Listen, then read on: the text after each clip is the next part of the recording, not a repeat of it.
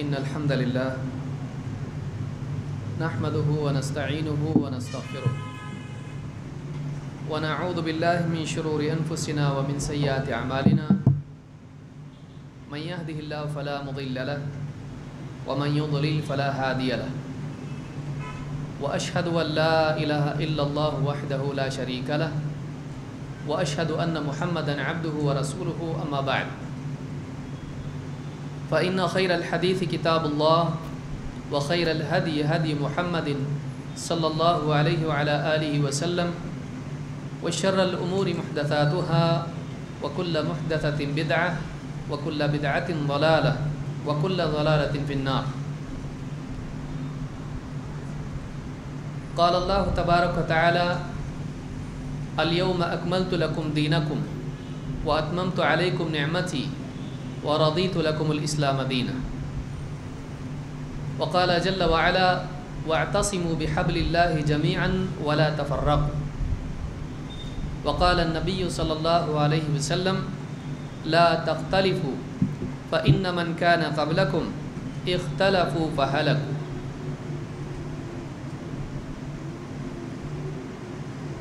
میرے محترم دینی بھائیوں، جیسا کہ ہم جانتے ہیں رمضان المبارک کا آخری عشرہ شروع ہو چکا ہے اور رمضان اپنے اختتام کے قریب ہے۔ اس آخری عشرے میں اللہ رب العالمین کی عبادت عام دنوں کے مقابلے میں بڑھنا چاہیے۔ ایک انسان اگر اس نے 20 دن ضائع کیے ہیں، اگر وہ ان 10 دنوں میں کوشش کر لے تو اس کی بھرپائی ہو سکتی ہے۔ اللہ تعالیٰ سے دعا، استغفار اور اسی طرح سے دیگر عبادات کے ذریعے سے اللہ کے قریب ہونا، اللہ سے اپنی مغفرت کرانا، یہ انسان کے لیے ضروری ہے۔ اللہ کے نبی صلی اللہ علیہ وسلم نے اس آدمی کے لیے بددعا کی ہے جو رمضان کا مہینہ پائے لیکن اس کے باوجود بھی اس کی مغفرت نہ ہو۔ لہٰذا جو لوگ اب تک غفلت میں تھے، کم سے کم اب ان کو جاگنا چاہیے، کیونکہ اب رمضان کے دنوں میں معاملہ یہ ہے کہ اب 10، 9، 8 اس طرح سے الٹی گنتی شروع ہو گئی ہے، رمضان کے دن ختم ہونے میں ہے۔ اللہ رب العالمین اس مہینے کو بہترین طور پر گزارنے کی ہم سب کو توفیق عطا فرمائیں، اور جو کچھ وقت ہمارا بچا ہے اس میں ہم کو بہترین اعمال کرنے کی توفیق عطا فرمائیں۔ آج کی اس گفتگو میں جو عنوان ہمارے سامنے ہے وہ ہے بدعات اور اختلاف۔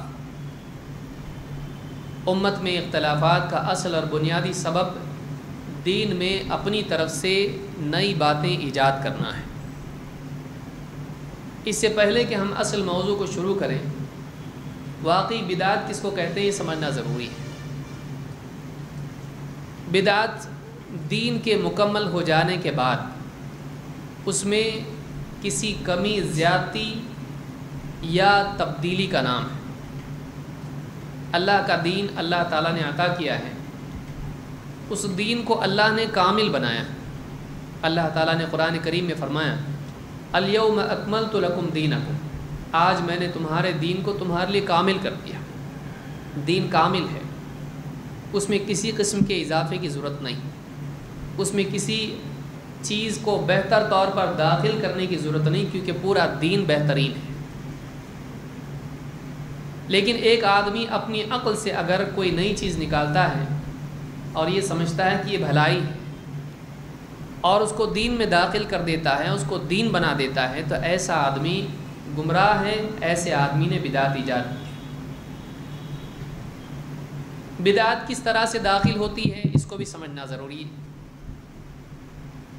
بدعت عموماً 7 اعتبار سے دین میں داخل ہوتی ہے۔ نمبر 1 عادت کے اعتبار سے، اس کو یاد رکھیں کہ بدعت کیسے آتی ہے اور کیا کیا اسباب اس کے ہیں اور کن چیزوں میں اور کس اعتبار سے بدعت آتی ہے۔ علماء نے بتایا اس کی 7 چیزیں عموماً ہوتی ہیں۔ نمبر 1 زمان، 2 مکان، 3 عدد، 4 جنس، 5 ترتیب، 6 کیفیت اور 7 سبب۔ سب ایک ساتھ یاد نہیں رہے گا ایک دم، اس کو ایک ایک مثال کے ذریعے سے ہم سمجھتے ہیں۔ بدعت کو پکڑیں کیسے؟ ایک پولیس برابر جانتا ہے کہ مجرم کون ہے، وہ دیکھتے ہی چہرہ پہچان لیتا ہے کہ ہاں یہ مجرم ہے، گڑبڑ کیا ہے اس نے، کیونکہ اس کا تجربہ ہوتا ہے۔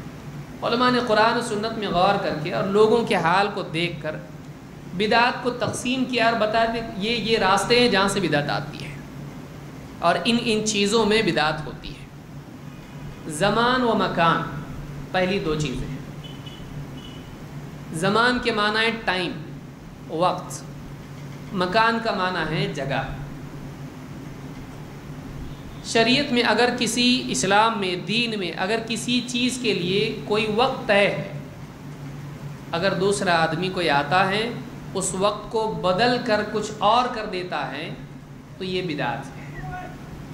5 نمازیں ہیں، 5 نمازوں کے اوقات ہیں، حج کا زمانہ ہے، رمضان کے روزوں کے ایام ہیں۔ اس طرح سے دین میں اوقات کی تقسیم ہے، فلاں وقت پر فلاں عمل کیا جائے گا۔ اگر کوئی آدمی اپنی طرف سے اس وقت میں تبدیلی کر دیتا ہے کہ ایک عمل جو کسی خاص وقت میں ہے اس کو وہاں سے اٹھا کر کسی اور وقت میں رکھتا ہے، وقت بدلتا ہے، بدعت ہے۔ یا کسی چیز کے لیے وقت طے نہیں ہے، اپنی طرف سے یہ کہتا ہے کہ فلاں عمل اسی وقت میں ہونا افضل ہے، یہی صحیح ہے، یہی دین ہے، اگر اپنی طرف سے طے کرتا ہے یہ بھی بدعت ہے۔ جس کو عام رکھا گیا ہے، کوئی وقت طے نہیں ہے، اس کے لیے اپنی طرف سے طے کرتا ہے، یہ بدعت ہے۔ جیسے کوئی آدمی کہے کہ رات میں فلاں اتنے بجے اٹھ کر یہ ذکر کرنے پہ جنت میں جائے گا۔ رات میں اگر کوئی آدمی 12 بجے اٹھ کر لا الہ الا اللہ کہے تو جنت میں جائے گا۔ اگر اپنی طرف سے اس طرح سے کہتا ہے، اللہ نے اس کی کوئی قید نہیں رکھی۔ یا کوئی آدمی کہے کہ 15ویں روزے کو اگر ایسا کرتا ہے تو مغفرت ہوگی، تو اس طرح کی کوئی قید وقت کی اسلام میں نہیں ہے۔ اپنی طرف سے اگر کوئی اضافہ کرتا ہے تو ایسا آدمی دین میں بدعت ایجاد کر رہا ہے۔ نمبر 1 زمان، مکان، جگہ۔ اپنی طرف سے اگر شریعت میں اگر کوئی جگہ طے ہے کسی عمل کے لیے، اگر اس عمل کو کسی اور جگہ پر کرتا ہے تو ایسا آدمی بدعت ایجاد کر رہا ہے۔ مثال کے طور پر طواف آپ کہاں کر سکتے ہیں؟ صرف اور صرف کعبہ کا طواف ہے۔ اگر یہ طواف ہٹا کے کوئی آدمی اگر قبروں کا طواف کرے تو یہ کیا ہے؟ یہ بدعت ہے۔ اور اگر تعبدی طور پر کرتا ہے تو ایسا آدمی یہ شرک میں مبتلا ہے۔ یہ بدعت ایسی ہے جو شرک بھی بن گئی۔ تو اگر ایک عمل کہیں طے ہے کہ اس کی جگہ طے ہے کہ فلاں عمل کعبہ کے اطراف کیا جائے گا، سعی کرنا ہے صفا اور مروہ کے درمیان میں، اگر تبدیل کر کے کوئی بھی پہاڑوں کے بیچ میں کرنے لگتا ہے، ایک درگاہ سے دوسری درگاہ کے بیچ میں کرنے لگتا ہے، تو ایسا عمل کیا ہے؟ دین میں اضافہ ہے، کیونکہ جگہ اس کی طے تھی، اس کو اس نے بدل دیا۔ یا اپنی طرف سے کسی ایسے عمل کے لیے جس کی کوئی جگہ طے نہیں ہے، کوئی خاص جگہ طے کرتا ہے، یہیں پر یہ عمل ہونا چاہیے، تو ایسا عمل بھی بدعت ہے، اس لیے کہ اس کے لیے جگہ طے نہیں تھی، اپنی طرف سے اس نے طے کی، کیوں؟ تو یہ بھی کیا ہو گیا؟ بدعت ہو گیا۔ زمان و مکان۔ 3 عدد۔ دین میں جس چیز کے لیے ایک خاص عدد طے ہے، اگر اپنی طرف سے اس میں کوئی عدد طے کرتا ہے یہ بدعت ہے، اس کو بدل کے کچھ کا کچھ کر دیتا ہے، بدعت ہے۔ مثلا اذکار ہیں، سوتے وقت میں فلاں ذکر ہے، مثلا اللہ کے نبی صلی اللہ علیہ وسلم سوتے وقت میں 3 مرتبہ قل هو اللہ احد، قل اعوذ برب الفلق، قل اعوذ برب الناس، یہ پڑھ کے اپنے بدن پر ہاتھوں میں تھتکار کے پورے بدن پر ہاتھ ملتے تھے۔ ایسی کئی مثالیں ہیں، کئی اعمال ہیں جن کی گنتی طے ہے، 3 مرتبہ، 2 مرتبہ، 1 مرتبہ یا 10 مرتبہ یا 25 مرتبہ یا 33 مرتبہ مختلف اعمال اور اذکار کے لیے خاص طور سے اذکار میں گنتی طے ہے۔ اب اگر کوئی آدمی اپنی طرف سے اس کو بدل دیتا ہے کہ نہیں 5 بار تھتکارنا چاہیے، زیادہ سیفٹی اس میں، تو ایسے آدمی نے کیا کیا؟ اپنی طرف سے اضافہ کیا، یہ جائز نہیں ہے۔ جو عادت اسلام میں طے ہے، سنت سے طے ہے، اس کو بدل دیا۔ یا عقیقے میں جتنے جانور ہونا چاہیے اپنی طرف سے بدل دیں، نہیں، ہم لڑکی کے لیے 2 کریں گے، لڑکے کے لیے 1 کر دیں گے۔ بکرے یا بکریاں ذبح کرنے کے لیے سنت میں کیا طے ہے؟ لڑکے کے لیے 2 اور لڑکی کے لیے 1۔ کہ نہیں، یہ نیا زمانہ ہے، ہم اب کیا کریں گے؟ لڑکی کے لیے 2 کریں گے، لڑکے کے لیے 1۔ تو اس نے جو طے تھا اس کو تبدیل کر دیا، یہ بدعت ہو جائے گا۔ اسی طرح سے جنس، شریعت میں ہر عمل کے لیے کوئی نہ کوئی چیز طے ہے۔ جیسے یہی مثال لیجئے، عقیقے کے لیے کیا ہے؟ بکرا یا بکری۔ اگر کوئی آدمی کہے بکرا بہت مہنگا ہو گیا، ایک کام کرتے ہیں اس کی جگہ چکن کرتے ہیں، کیا کر دیا اس نے؟ لڑکی کے لیے 1 چکن اور لڑکے کے لیے 2۔ تو ایسا عقیقہ ہوا نہیں؟ بولے یہ بھی تو جان ہے۔ تو جان تو چڑیا میں بھی ہوتی ہے، لیکن جو دین میں طے ہے وہ بدل نہیں سکتا ہے۔ ہاں اگر کسی چیز میں بدل بھی موجود ہے، اگر یہ نہیں تو دوسرا، اگر قرآن و سنت میں اس کے لیے بدل طے ہے تب تو ٹھیک، لیکن اگر نہیں ہے تو اپنی طرف سے کچھ بھی طے کر لینا یہ جائز نہیں ہے۔ اس طرح کی کئی مثالیں ہیں۔ اذکار میں، اعمال میں اپنی طرف سے کچھ طے کر لے، یہ صحیح نہیں ہے۔ عید کی تکبیرات جو الفاظ طے ہیں اس کی بجائے اپنی طرف سے کچھ بھی کہنا شروع کر دے تو یہ صحیح نہیں ہوگا۔ تو جو جنس شریعت نے طے کیا ہے اسی چیز کو اپنایا جائے گا، دوسرا کچھ نہیں۔ جیسے مثال کے طور پر کنکریاں مارتے ہیں، حج میں جاتے ہیں، اب کنکریوں کے مقابلے میں جوتے چپل پھینکنا شروع کر دیں، بہت سارے لوگ کرتے ہیں، رومال پھینک رہا ہے، جوتے مار رہا ہے، ادھر اپنی طرف سے کچھ بھی مارنا شروع کر دیں، نہیں چلے گا۔ اپنی جیب میں سے ڈالر نکال کے مارے وہاں پہ، نہیں چلے گا۔ بندوق کی گولی لے کر آ جائے وہاں پہ، نہیں چلے گا۔ جو جنس طے ہے کنکریاں وہی استعمال کیا جائے گا، اس کی جگہ دوسرا نہیں ہے۔ تو 4 چیزیں ہو گئیں: زمان، ٹائم، مکان، جگہ، عدد، گنتی، جنس، جو چیز طے ہے اس کے لیے، یہ 4۔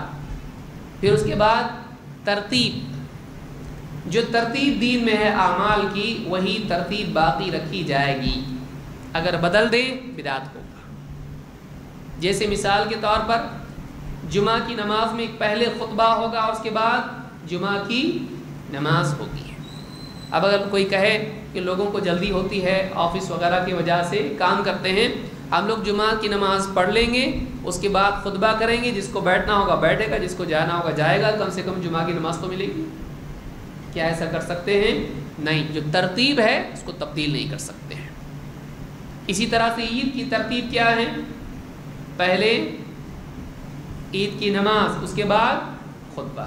کوئی آدمی کہے کہ پہلے ہی کر لو نا، عید کی نماز کے بعد چلے جائیں گے، نہیں، اپنی طرف سے تبدیلی نہیں کر سکتے۔ نبی صلی اللہ علیہ وسلم کی دائمی سنت یہی ہے۔ اسی طرح سے آپ دیکھیں گے کہ اذان دینے کے بعد درود پڑھنا ہے۔ درود کب پڑھنا ہے؟ اذان دینے کے بعد۔ حدیث میں ہے کہ جب مؤذن اذان دے تو تم کیا کرو؟ اذان کا جواب دو اور اس کے بعد درود پڑھو، میرے لیے وسیلہ مانگو۔ اب اگر کوئی آدمی اس نے تبدیلی کر دے کہ اذان کے شروع ہوتے ہی درود پڑھنے لگ جائے تو یہ چیز کیا ہوگی؟ بدعت۔ یا کوئی مؤذن اذان سے پہلے درود پڑھیں اور پھر اذان شروع کریں، اس کا کوئی ثبوت نہیں، اپنی طرف سے اس نے ترتیب بنا لی، یہ صحیح نہیں ہے، یہ بدعت ہے۔ کیفیت، شریعت میں، دین میں، اسلام میں اعمال کی جو کیفیت ہے، جس عمل کو جیسے کیا جائے اس عمل کو ویسے ہی کیا جائے گا۔ اگر اپنی طرف سے بدلتا ہے یہ بدعت ہوگی۔ جیسے مثال کے طور پر ذکر کرنا ہے ذکر کرنے کے لیے کیفیت کیا ہے؟ آدمی زبان سے ذکر کرے، بس کھڑے بیٹھے لیٹے کسی بھی حال میں ہو.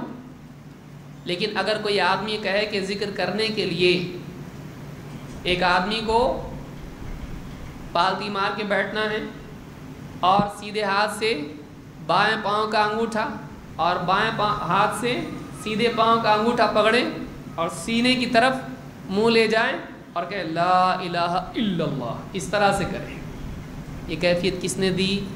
قرآن میں ہے، سنت میں ہے، صحابہ کرتے تھے؟ نہیں، اپنی طرف سے طے کی. کیوں کر رہا ہے ایسے؟ تو کہتا دیکھو ایسا کرنے سے کیا ہوتا ہے کہ دل کے اندر کلمے کا نور اترتا ہے. آسمان سے محسوس ہوتا ہے نور اترتا ہوا، چاہے آسمان سے محسوس ہو یا زمین سے. اسلام میں عمل نہیں ہے. اس نے ذکر کی، اپنے طور پر کیفیت متعین کی، یہ بدعت ہے. سمجھ میں آئی بات؟ کیونکہ ذکر کیا ہے؟ عبادت ہے. عبادت سنت کے مطابق ہونی چاہیے. اپنے دل سے عبادت کے لیے کوئی طریقہ مقرر کر سکتے ہیں؟ نہیں. تو یہ کیفیت ہے، اور بہت سارے اعمال ہیں ان کی کیفیت دین میں ہے، اسی کیفیت سے اس عمل کو ادا کیا جائے گا. مثلا مثال کے طور پر ایک قرآن کریم میں اللہ نے فرمایا وَاسْجُدْ وَاقْتَرِبْ، سجدہ کر اور قریب ہو جا. یا حدیث میں جیسے اللہ کے نبی صلی اللہ علیہ وسلم نے فرمایا اقرب ما يكون العبد من ربه وهو ساجد فاكثر الدعاء، بندہ اپنے رب سے سب سے زیادہ قریب ہوتا ہے جب وہ سجدے میں ہوتا ہے، تو خوب دعا کرو. اب یہ حدیث میں آیا کہ سجدے میں دعا کرو. اب ایک آدمی اپنے طور پر سجدے میں جائے اور ایسا سجدہ کرے، دعا میں جیسے آدمی ہاتھ اٹھاتا ہے دعا کی طرح ہاتھ کرے، زمین پہ ہاتھ رکھے اور اپنے ہاتھوں میں اپنا چہرہ رکھے. بہت سارے لوگ کرتے ہیں، بعض لوگوں کو لگے یہ کیا معلوم نہیں پڑا ہم کو، آج معلوم پڑا. اس طرح سے سجدہ کرنا اپنی ہتھیلیوں میں، یہ بدعت ہے. اس سے پوچھئے تو کیوں کر رہا ہے ایسے؟ بولے میرے چچا ایسا کرتے ہیں، دادا ایسا کرتے ہیں، نانا ایسا کرتے ہیں، فلاں صاحب ایسا کرتے ہیں. کبھی اب بعض لوگوں کی دلیل کیا ہے؟ آج تک کبھی کسی نے منع نہیں کیا. تو کسی نے منع نہیں کیا، اس کی یہ کوئی دلیل ہے؟ نہیں.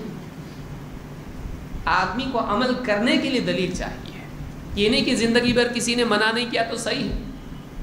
ایک آدمی غلط کام کرتا رہے، داڑھی مونڈتا ہے، زندگی بھر کرتا رہا اور کہے کہ پھر آج تک کسی نے منع ہی نہیں کیا، مولوی صاحب کے ساتھ اٹھتا بیٹھتا ہوں کبھی بولے ہی نہیں، تو کیا مطلب وہ عمل صحیح ہو گیا؟ نہیں. کسی کا نہ ٹوکنا، کسی کا آپ کو منع نہ کرنا اس بات کی دلیل نہیں کہ آپ صحیح کرتے ہیں. لہٰذا یہ چیز صحیح نہیں ہے، کیونکہ یہ کیفیت سجدے کی بدعت ہے. سجدے سے مراد کون سا سجدہ ہے؟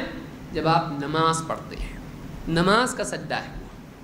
نماز کے باہر سجدہ کرنا سجدہ شکر ہے، سجدہ تلاوت ہے. اس کے علاوہ کون سا سجدہ ہے؟ تو ایک آدمی دعا کا سجدہ کرے، اس کی کوئی دلیل نہیں ہے. وہ نماز میں ہے. اللہ کے نبی صلی اللہ علیہ وسلم نے دعا کرنے کے لیے پوری زندگی میں سجدہ کبھی نہیں کیا. آپ جب نماز پڑھتے ہیں نماز میں دعا کرتے ہیں، سجدے میں. یہ بات یاد رکھیں. تو ترتیب اور کیفیت، اور ساتویں چیز کیا ہے؟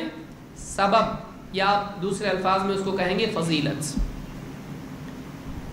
کسی بھی عمل کے لیے اگر کوئی سبب دین نے دیا ہے، اس بنیاد پر اس عمل کو کیا جائے تو یہ اچھی بات ہے.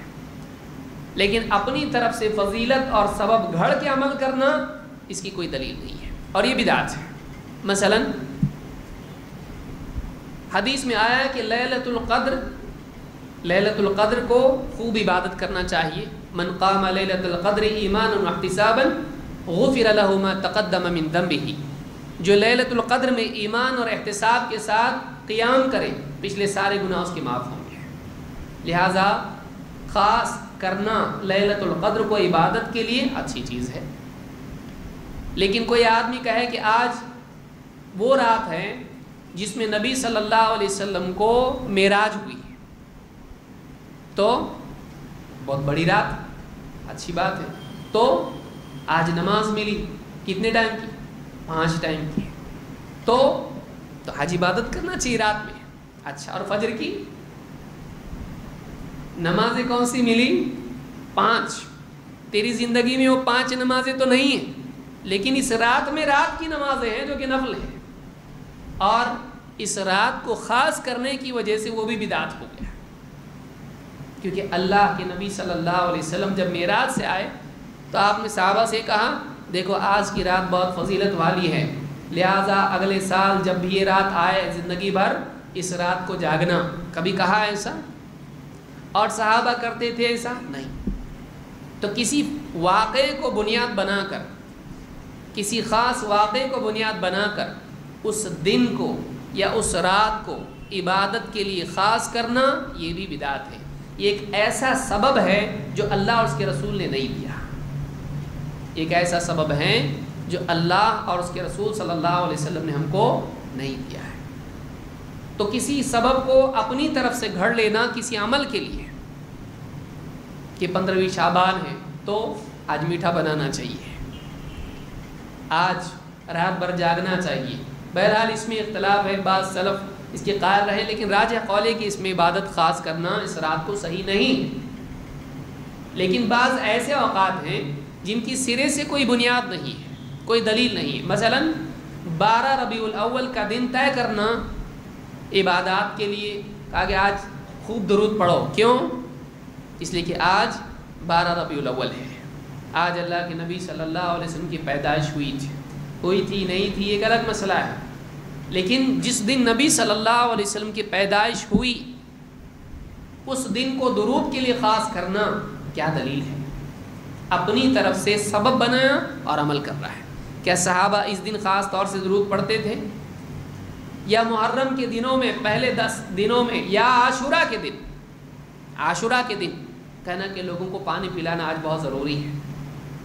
اس طرح سے کسی نیک عمل کے لیے کسی خاص دن کو سبب بنانا اس وجہ سے کہ آج کا عمل یہ ہے، آج اس عمل کو کرنا چاہیے، اپنی طرف سے طے کرنا اس کی کوئی دلیل نہیں ہے۔ مثلا آپ دیکھیے عید الاضحیٰ کا دن ہے، اس دن کا عمل کیا ہے؟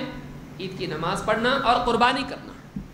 سب سے بہترین عمل اس دن کیا ہے؟ افضل ترین عمل اس دن عید کی نماز کے ساتھ ساتھ قربانی کرنا ہے۔ یہ طے کون کیا؟ اللہ کے نبی صلی اللہ علیہ وسلم نے۔ لیکن اپنی طرف سے کوئی آدمی کہے کہ فلاں دن فلاں عمل کرنا یہ افضل ہے، دلیل نہیں، میرا دل کہتا ہے، تیرا دل کوئی قیمت نہیں رکھتا ہے۔ ہم دین کے پابند ہیں، کسی کے دل کے پابند نہیں ہیں۔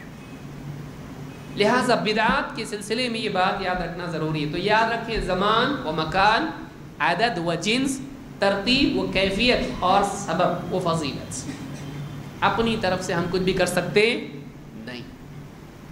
اللہ کے نبی صلی اللہ علیہ وسلم فرماتے ہیں کل بدعۃ ضلالہ وکل ضلالۃ فی النار۔ یہ کوئی معمولی بات نہیں ہے، بدعت کا معاملہ سنگین ہے، بہت بھیانک ہے، خطرناک ہے۔ اللہ کے نبی صلی اللہ علیہ وسلم فرماتے ہیں کل بدعۃ ضلالہ، ہر بدعت گمراہی ہے، ہر بدعت بھولی بھالی پیاری اچھی نیک، ہر بدعت۔ بعض لوگ کہتے ہیں اس میں برا کیا ہے؟ اس میں برا یہ ہے کہ اس کی دلیل نہیں ہے، اس میں برائی ہے۔ ایک آدمی مثلا بس میں بیٹھ گیا، ٹکٹ نہیں نکالا، ایک دم داڑھی والا جبہ پہنے ہوئے، بس والا اس کو پولیس پکڑے گی کہ نہیں؟ ٹرین میں بیٹھ گیا، بس میں بیٹھ گیا، گاڑی میں بیٹھ گیا، کہیں پولیس پکڑے گی اس کو، ٹکٹ نہیں نکالا۔ کوئی آدمی کہے اس آدمی میں کیا برائی ہے بیچارے میں، نہ نیک آدمی، نہ ہم کو سفر میں ستایا، نہ گالی دیا، نہ چوری کیا، نہ جھگڑا کیا، کچھ بھی نہیں ہے، نیک آدمی دکھتا ہے، ٹائم پہ نماز بھی پڑھ رہا ہے، اس کی کیا غلطی ہے؟ کیا برا کیا اس نے ایک ہی کام برا کیا۔ گاڑی میں سفر کرنے کے لیے کیا چاہیے؟ ٹکٹ چاہیے، اس کے پاس ٹکٹ نہیں ہے، یہ بغیر ٹکٹ کے گاڑی میں آیا۔ اسی طرح سے بغیر دلیل کے عمل کیا، یہی برائی کافی ہے، چاہے وہ نیک عمل ہو، کتنا ہی اچھا عمل ہو۔ وہ آدمی کہے بھائی میں حج کے سفر کے لیے جا رہا ہوں، ٹھیک ہے، لیکن بغیر ٹکٹ کے جا رہا، تو سمجھ میں آئی بات؟ یاد رکھیں اس مثال کو، بغیر ٹکٹ کے جا رہا ہے برا ہے، چاہے کتنے ہی نیک عمل کے لیے جا رہا ہو، بغیر میں کچھ نہیں جانتا، ٹکٹ چاہیے۔ تو کتنی ہی اچھی نیت سے کام کر رہا ہو، میری نیت بہت اچھی ہے، لیکن تیرے پاس ٹکٹ ہے بغیر ٹکٹ کے، تیرے پاس دلیل نہیں ہے۔ دین میں کوئی بھی عمل کرنے کے لیے دلیل ہونا چاہیے۔ دلیل کون ہے؟ باپ دادا، صحیح؟ اور ہمارے باپ دادا کرتے ہیں، باپ دادا اگر دلیل ہیں تو اسلام نبیوں کو نہیں بھیجتا ہے۔ ہر ایک آدمی اپنے باپ دادا کے پیچھے چلو۔ اچھا، یہ خود بھی باپ دادا کو دلیل نہیں مانتا ہے، باپ دادا کا دھوتی پاجامہ پہنتا نہیں، کھیتی کرتے کرتا رکشہ ڈرائیور اور ٹیکسی ڈرائیور تے بنتا نہیں، میرے خواب الگ ہے، میرا پلان الگ ہے، میرا جینے کا طریقہ الگ ہے۔ باپ اگر بولے بیوی کو طلاق دو، سنتا نہیں سنتا ہے۔ تو یہ کون سی دلیل ہوئی کہ اس کی بھی نہیں مانتا ہے؟ دلیل باپ دادا نہیں، دلیل کیا ہے؟ سماج نہیں، میرا دل نہیں، میری عقل نہیں، قال اللہ قال رسول اللہ، اور اگر جوڑنا ہے قال الصحابہ، قال اللہ قال رسول اللہ، یہ دلیل ہے۔ اگر اس میں نہیں ہے، اگر قرآن میں نہیں، سنت میں نہیں، نہ اس سے استنباط ہو سکتا ہے، نہ صحابہ کی زندگی میں، تو پھر ایسا عمل بدعت ہے۔ ایسا عمل کیا ہے؟ بدعت ہے۔ تو عمل کے لیے دلیل ہونا ضروری ہے، اور اس کو آدمی سنگین نہیں سمجھتا ہے۔ اللہ کے نبی صلی اللہ علیہ وسلم فرماتے ہیں کل بدعت ضلالہ، ہر بدعت گمراہی ہے، ہر بدعت۔ کوئی کہے کہ بدعت حسنہ گمراہی نہیں ہے، بدعت سیئہ بدعت حسنہ کی تفریق نہیں ہے، ہر بدعت گمراہی ہے۔ وَكُلُّ ضَلَالَةٍ فِي النَّارِ، اور ہر گمراہی کا انجام جہنم ہے۔ ہر گمراہی کا انجام کیا ہے؟ جہنم۔ اس اعتبار سے ہر بدعت جہنم میں لے جاتی ہے، بدعت سے بچنا چاہیے۔ ایک آدمی دنیا کے معاملے میں، میڈیکل معاملہ آیا، ڈاکٹر کہے ایسا کرو، ڈاکٹر صاحب ایسا نہیں کر سکتے کیا؟ میں ڈاکٹر کہ تم جیسا بولا ویسا کرو، جو دوا جتنے ٹائم دیا ہے اتنے ٹائم کھاؤ، فلاں تاریخ کو آؤ، تمہارا آپریشن ہے۔ اب آدمی کیا کرتا؟ ڈاکٹر صاحب نے بولے بابا ایسا کیوں کر رہے تم؟ ڈاکٹر صاحب نے بتایا یہ گولی ایک ساتھ کھاؤ نا، ارے ایسا چلتا؟ ڈاکٹر نے بولا صبح شام، کبھی الٹی کھا لیں ایک وقت میں 2 گولیاں کھا لیں، صبح کی شام میں، شام کی صبح کو، فوراً ڈاکٹر کو فون کرتا ہے، ڈاکٹر صاحب غلطی سے ایسا ہو گیا، میں نے آگے پیچھے دوا کر لیا، کچھ پرابلم تو نہیں نا؟ نہیں کوئی بات نہیں، ہو جاتا کبھی کبھی، ایک بار ہی ہوا نا، ہاں ٹھیک ہے۔ کتنا گھبراتا۔ گاڑی کا معاملہ، بچوں کے ایجوکیشن کا معاملہ، مشینوں کا، پنکھے، اے سی، کولر کا معاملہ، چھوٹی چھوٹی چیزوں کا معاملہ، اس میں کیا کرتا ہے؟ جو قانون ہے اس کو فالو کرتا ہے، اپنے دل سے کچھ بھی نہیں کرتا، اپنے دل سے کچھ بھی نہیں کرتا ہے۔ یہ دین ہی ایک ایسی چیز ہے کہ جس میں ہر آدمی کہتا ایسا بھی چلتا، مجھ کو اچھا لگتا ہے اس لیے صحیح ہے۔ دنیا میں نہیں کرتا، کھیتی میں نہیں کرتا، میکینیکل انجینئرنگ میں نہیں کرتا، الیکٹریکل وائر میں کبھی بولتا میرا دل بولتا پکڑ لو کچھ نہیں ہوتا، کرتا نہیں، ڈرتا ہے۔ یہ وائر برابر ادھر ہی جانا چاہیے، لال وائر، کالی وائر، پیلی دیکھو کہاں جا رہی، ادھر کی ادھر ہو گئی نا، ادھر ہو جائیں گے، ادھر کے ادھر، جنازے کی نماز سیدھی۔ دنیا میں بڑا ڈر تھا، جتنا ڈر ایک انسان کو دوا کے بارے میں، غلط دوا کھانے پر، منمانی کرنے پر ہوتا ہے، جتنا ڈر ایک آدمی کو ادھر کا وائر ادھر کرنے میں ہوتا ہے، اس سے زیادہ دین کے اندر ادھر کی چیز ادھر کرنے میں ہونا چاہیے۔ کیوں؟ یہاں زیادہ سے زیادہ شاک لگے گا، اٹھا کے پھینکے گا وہ، ہاں ادھر کا ادھر جا کے گرے گا۔ لیکن اگر دین کے معاملے میں ادھر کا وائر ادھر کیا تو سیدھا اٹھا کے جو پھینکے گا اللہ تعالیٰ تو جہنم میں ڈال دے گا، معمولی چیز نہیں ہے۔ دین بہت مشکل معاملہ ہے۔ دین کے معاملے میں آدمی کو اپنے کان کھولنے چاہیے، زبان منہ بند کرنا چاہیے۔ سمجھ میں آئی بات؟ دنیا میں کیا کرتا ہے آدمی؟ ڈاکٹر کے پاس ادھر ادھر جاتا، کان کھول دیتا ہے، منہ بند کرتا ہے، جو بول رہے ہو سن۔ دین میں کیا کرتا ہے؟ کان بند کر لیتا، منہ کھولتا ہے، میری سنو، میں ایسا بولتا ہوں، یہ بھی صحیح وہ بھی صحیح، جیسا میں بولتا ہوں ویسا صحیح۔ جو آدمی آتا ہے اپنی دین میں چلاتا ہے، نہیں، دین میں اپنی چلانا نہیں ہے۔ دین میں رب العالمین اور رحمت للعالمین نے جو بتایا اس کا پابند بننا ہے، اس کا نام دین ہے۔ اس کے علاوہ اپنی طرف سے اضافہ بدعت ہے۔ یاد رہے گی بات انشاءاللہ۔ اللہ رب العالمین ہم سب کو بدعت سے محفوظ رکھے۔ اللہ کے نبی صلی اللہ علیہ وسلم نے ایک حدیث میں فرمایا، لا تختلفوا فإن من كان قبلكم اختلفوا فهلكوا، آپس میں اختلاف مت کرو، اس لیے کہ تم سے پہلے جو لوگ تھے انہوں نے آپس میں اختلاف کیا، ہلاک ہوئے ہیں۔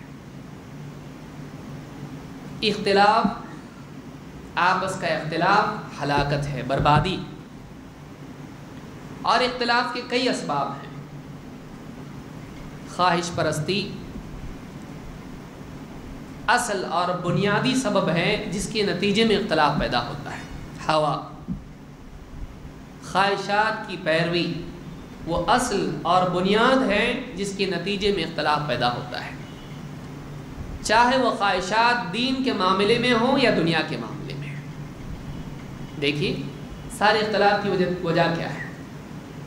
انسان اپنی خواہش کا غلام بن جاتا ہے، دین میں اپنی طرف سے اضافہ کرتا ہے۔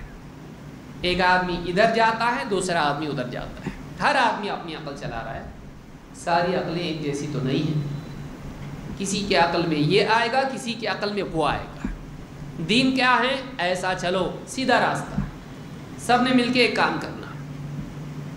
لیکن جیسے ہی لوگ دین میں اپنی عقل چلانے لگتے ہیں، اپنے دل کی پیروی کرنے لگتے ہیں دین کی پیروی کی بجائے، تو پھر کیا ہوتا ہے؟ اس کا دل بتا رہا ادھر جاؤ، اس کا دل بتا رہا ادھر جاؤ، اب اختلاف شروع ہوتا ہے۔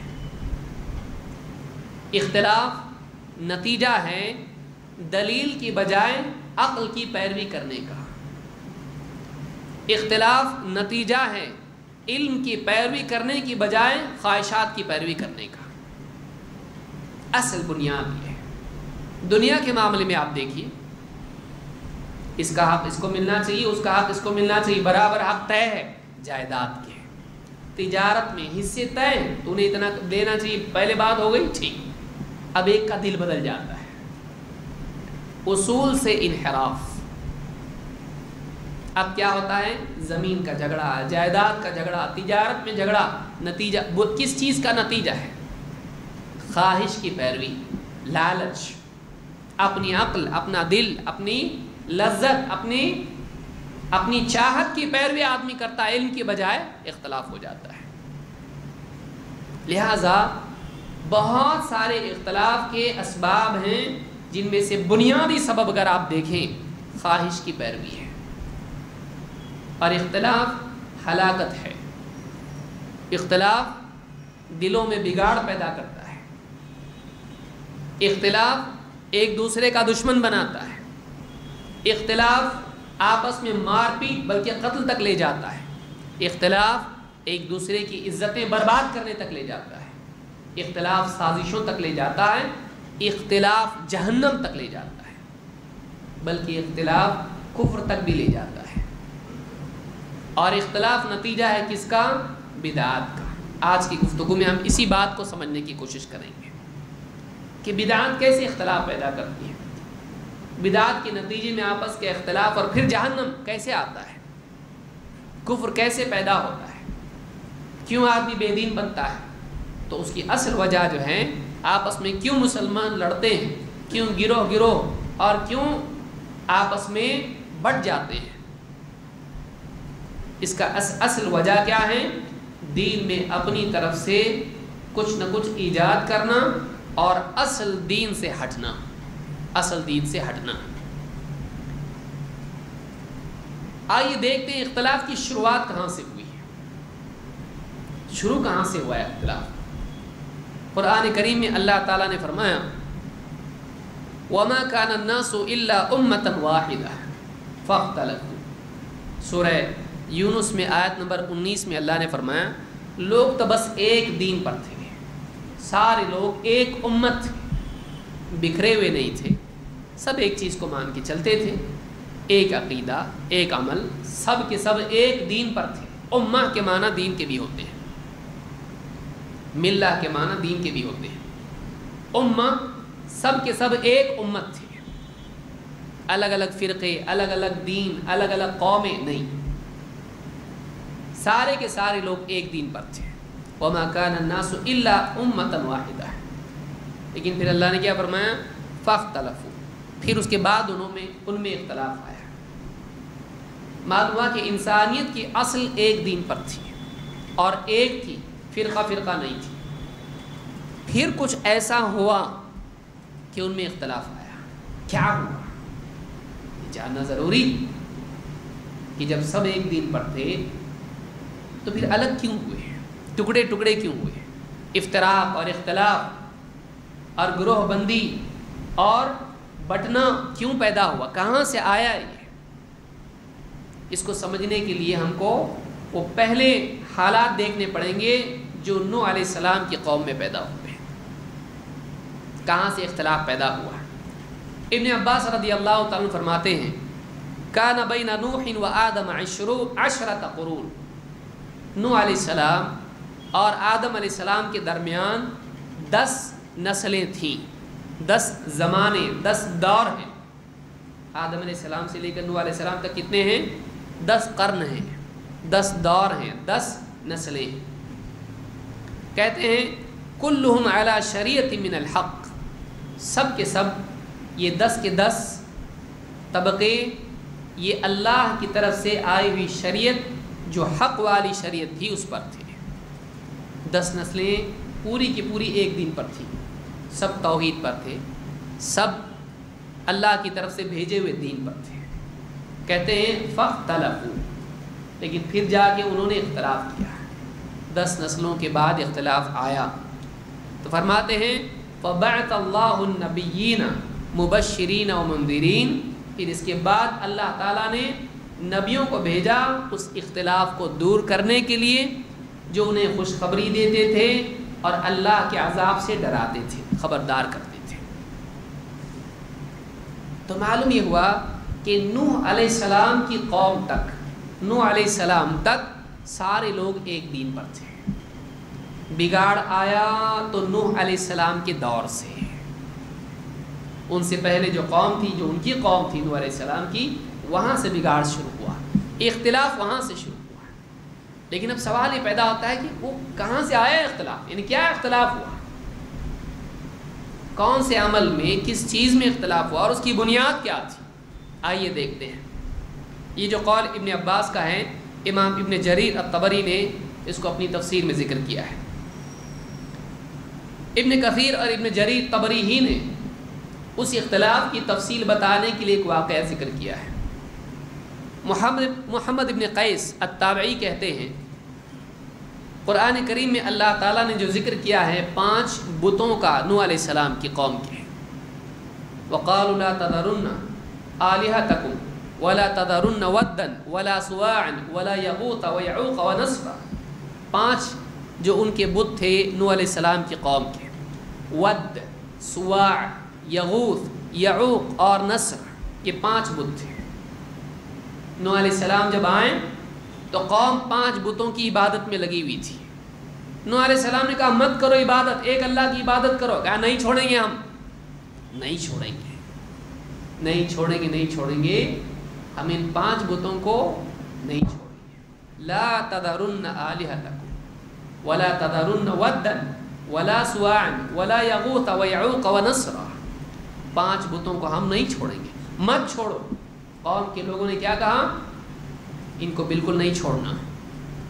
ان کے بارے میں کہتے ہیں کانوا قوما صالحین بین آدم و نوح، آدم علیہ السلام اور نوح علیہ السلام کے درمیان جتنے لوگ گزرے ان میں سے یہ 5 لوگ نیک لوگ تھے. یہ نیک لوگ تھے. ود، سوا، یہود، یعوق اور نصر، یہ نیک لوگ تھے، گزرے ہوئے زمانے کے صالحین تھے، اولیاء اللہ تھے، اللہ والے لوگ تھے، نیک صالحین. فرضی بنائے ہوئے پتھر کے بت نہیں تھے، بلکہ کون تھے؟ نیک لوگ تھے. اور کہتے ہیں وَكَانَ لَهُمْ أَتْبَاعٌ يَقْتَدُونَ بِهِمْ، اور ان 5 لوگوں کے ماننے والے لوگ تھے جو ان کی تعلیمات کے مطابق عمل کرتے تھے، ان کی اقتداء کرتے تھے، ان کی تعظیم کرتے تھے، ان کی پیروی کرتے تھے، ان دینداری میں ان کو اپنا اسوہ مانتے تھے. فَلَمَّا مَاتُوا، جب ان کی موت ہو گئی، جب 5 وفات پا گئے، قال اصحابهم الذين كانوا يقتدون بهم، ان کی پیروی کرنے والوں نے کہا لو صورناه كان اشوق لنا الى العباده اذا ذكرناه. کہتے ہیں کہ جب ان کی موت ہو گئی تو ان کے چاہنے والوں نے کہا، ان کے پیچھے چلنے والوں نے کہا کہ کتنا اچھا ہو، کتنا اچھا ہے کہ ہم ان کی تصویریں، ان کی مورتیاں بنا لیں. کیوں؟ ان کو جب ہم دیکھیں گے تو ان کی یاد تازہ ہوگی، اور کیا ہوگا؟ اشوق لنا الی العبادہ، جب ان کی یاد تازہ ہوگی تو عبادت کا شوق پیدا ہوگا. اللہ والوں کا فوٹو دیکھیں گے، یاد آئے گا اللہ والے کیا کرتے تھے، بہت عبادت کرتے تھے، نیک لوگ تھے، نیک کام کرتے تھے، تو ان کی یاد کیا ہوگی؟ تازہ ہوگی. جب یاد تازہ ہوگی ہمارے لیے عبادت کا شوق پیدا ہوگا. تو اب وجہ کتنی اچھی ہے کہ بری ہے؟ کیا کرنا چاہ رہے ہیں؟ نماز چھوڑنا چاہ رہے ہیں، عبادت چھوڑنا چاہ رہے ہیں؟ نہیں. ان کی تصویریں، مورتیاں بنائیں تاکہ اس کو دیکھ کے عبادت کا جذبہ دل میں بڑھے. نیت اچھی، لیکن کام نوح علیہ السلام نے بتایا تھا ایسا کرنا، کہ آدم علیہ السلام نے؟ کس نے بھی نہیں. کس نے کہا یہ؟ اپنے دل سے انہوں نے کہا کہ ایسا کرے تو بہت زبردست ہوگا. ان کی اگر تصویریں، مورتی بنا کے فٹ کر دیے، قوم دیکھے گی ان کو دیکھ کے کیا ہوگا؟ ایک دم ایمان تازہ ہوگا، یاد آئے گی ان کی عبادت، اور پھر ہم بھی عبادت کریں گے. نیک نیتی سے اپنی عقل سے ایک فارمولہ ایجاد کیا. یہ فارمولہ بڑا خطرناک رہتا ہے. اس کے پیچھے کی نیت نہیں دیکھنا چاہیے. نیت بعض اوقات اچھی ہوتی ہے، بلکہ اکثر اوقات اچھی ہوتی ہے، لیکن عمل نبی کی تعلیمات کے تابع نہیں ہوتا ہے. اپنے دل سے بنا لیا. فصوروہ، جب دل میں بات آئی لوگوں نے کیا کیا؟ کرو. انہوں نے مورتیاں بنائیں، تصویریں بنائیں. صورہ میں تصویر اور مورتی سب آتا ہے، سورہ میں یہ سب داخل ہے. کہتے ہیں فلما ماتوا، اب یہ تصویر اور مورتی بنانے والے انہوں نے بنایا، دیکھے، عبادت کا جذبہ آیا، عبادت کیے، گئے دنیا سے. ایک زمانے کے بعد یہ چلے گئے. پھر کیا ہوا؟ ان کی جب موت ہو گئی تو ان کے بعد دوسری نسل آئی. ان کے بعد دوسری نسل آئی. وجاء آخرون دب الیہم ابلیس. اب جب پہلے چلے گئے فارمولہ بنانے والے اور عمل کرنے والے رہ گئے. اور آپ دیکھیے اکثر یہی حال ہوتا ہے. بہت ساری درگاہوں کے بارے میں معلوم ہی نہیں ہوتا ہے یہ اصل قبر ہے یا بابا یہاں بیٹھتے تھے. معلوم ہوتا ہے نہیں، کیونکہ وقت کے بعد دھیرے دھیرے دھیرے اصل داستان ختم ہو جاتی ہے اور عمل باقی رہ جاتا ہے. پھر بولتے ہیں یہاں بھی وہ بابا ہے، وہاں بھی بابا، وہاں بھی بابا. ایک ہی بابا کی اتنی قبریں کیسی؟ ایک ہی بار مرے نا، وفات تو ایک ہی بار ہوئی، تو قبریں اتنی ساری کیسے؟ بابا تو ایک ہی تھی. معلوم ہوتا ہے کہ اللہ والے ایک ہی تھے، لیکن انہوں نے اپنی قبر سے، اپنی عقل سے کیا کیا؟ یہاں بھی بابا بیٹھتے تھے تو قبر بناؤ، وہاں بھی بابا بیٹھتے تو قبر بناؤ. اور کیا بنائیں گے؟ آتا کیا اپنے کو بنانے؟ قبر ہی بنانے آتا اپنے کو. کیونکہ پبلک قبر کو مانتی ہے اور دوسری چیز کو وانٹیڈ نہیں دیتی، ڈیمانڈ نہیں ہے دوسری چیز کا، قبر کا ڈیمانڈ ہے. تو کیا بناؤ؟ قبر بناؤ. ایسے کئی اللہ والوں کی قبریں بنائے گی. ہم اللہ والوں کے دشمن نہیں ہیں، اللہ والوں کا فائدہ اٹھا کے کمانے والوں کے دشمن ہیں۔ اللہ والوں کا احترام کرنا اپنی جگہ ہے، کرنا چاہیے، زندوں کا بھی اور ان کا بھی جو دنیا سے چلے گئے، لیکن تجارت اور دھندا ان کو بنانا یہ جائز نہیں ہے، ان کی قبروں کو بیچ کے کھانا یہ جائز نہیں ہے۔ تو اب جب وہ چلے گئے، اصل تصویریں مورتیاں بنانے والے اچھی نیت سے، ان کے پاس کون آیا؟ کون آئے گا؟ ہاں ان کے پاس ابلیس آیا۔ دب الیہم ابلیس فقال انما كانوا يعبدونهم، کہنے لگا کہ تمہارے جو باپ دادا تھے نا، ان کی عبادت کرتے تھے، اور وبهم يسقون المطر فعبدوه، ابلیس نے ان سے کیا کہا؟ بارش برستی تھی تو ان کے ذریعے برستی تھی، تمہارے باپ دادا ان کو پوچھتے تھے، لہٰذا تم بھی ان کی عبادت کرو تو تمہارے مسائل حل ہوں گے۔ ابلیس نے جب آ کے ان سے کہا، چاہے وہ انسانی شکل میں آیا ہو یا دل میں وسوسہ ڈالا ہو، انہوں نے اس کی بات تسلیم کی اور انہی کی عبادت کرنے لگے۔ پہلی مرتبہ شرک آیا کہاں سے؟ دین میں اپنی عقل چلانے سے۔ معلوم یہ ہوا نہ صرف اختلاف دین میں بدعت کے نتیجے میں آتا ہے، بلکہ دین میں اپنی طرف سے کچھ بھی ایجاد کرنے سے شرک بھی آتا ہے۔ اور یہی آپ دیکھیں گے کہ کئی جگہوں پر آپ کو شرک دکھائی دے گا اپنی طرف سے دین میں کچھ بھی بنانے سے۔ بزرگوں کی قبروں کے تعلق سے آپ دیکھیں، اپنی عقل سے کچھ بھی کرنے سے ہی تو شرک آیا ہے۔ اگر وہ پابند ہو جاتے قبروں کے معاملے میں کہ بھائی قبروں کا معاملہ جو نبی صلی اللہ علیہ وسلم اور صحابہ نے کیا ہم وہی کریں گے، قبروں کے ساتھ اگر مسلمان اس کے پابند ہو جاتے، اپنے دل سے کچھ بھی نہیں کرنا، جو اللہ اور اس کے رسول نے بتایا، جو صحابہ نے کیا، قبروں کے بارے میں اتنا ہی کرنا، اگر مسلمان اس کے پابند ہوتے تو کیا آج قبریں پوجی جاتی؟ نہیں۔ لیکن اپنے دل سے دین کے اندر اضافہ کرنے، دین کے معاملے میں اپنی عقل چلانے سے مسلمانوں میں شرک بھی آیا ہے۔ لہٰذا ایک بات اس واقعے سے بات معلوم ہوتی ہے کہ امت میں اختلاف آیا، اسی لیے اللہ نے کیا فرمایا؟ کان الناس امتا واحدہ وما کان الناس الا امتا واحدہ فاختلفوا، انسانیت ساری کے ساری لوگ ایک امت تھے، اس کے بعد ان میں اختلاف آیا۔ اختلاف کہاں سے آیا؟ دیکھیے یہاں سے اختلاف آیا، نوح علیہ السلام کی قوم میں اختلاف آیا، اور اس کی اصل بنیاد تھی دین کے معاملے میں اپنی عقل چلانا، اور یہیں سے بدعات جنم لیتی ہے۔ ظاہر بات ہے کوئی بھی آدمی اپنے دل سے کچھ بھی نکالتا ہے تو برا سمجھ کے نکالتا ہے؟ نہیں، اچھا سمجھ کے ہی تو نکالتا ہے۔ مجھ کو لگتا ہے ایسا کرنے سے اچھا ہوگا، میں سمجھتا ہوں یہ بھلائی ہے، اور پھر اپنی طرف سے وہ نکالتا ہے اور مصیبت کھڑی ہوتی ہے۔ یاد رکھیے دین کے تمام معاملات میں بنیاد قرآن و سنت اور صحابہ کے طرز عمل پر ہونی چاہیے، تمام معاملات میں۔ کل خیر فی اتباع من سلف، ساری خیر سلف کے راستے پر چلنے میں ہے۔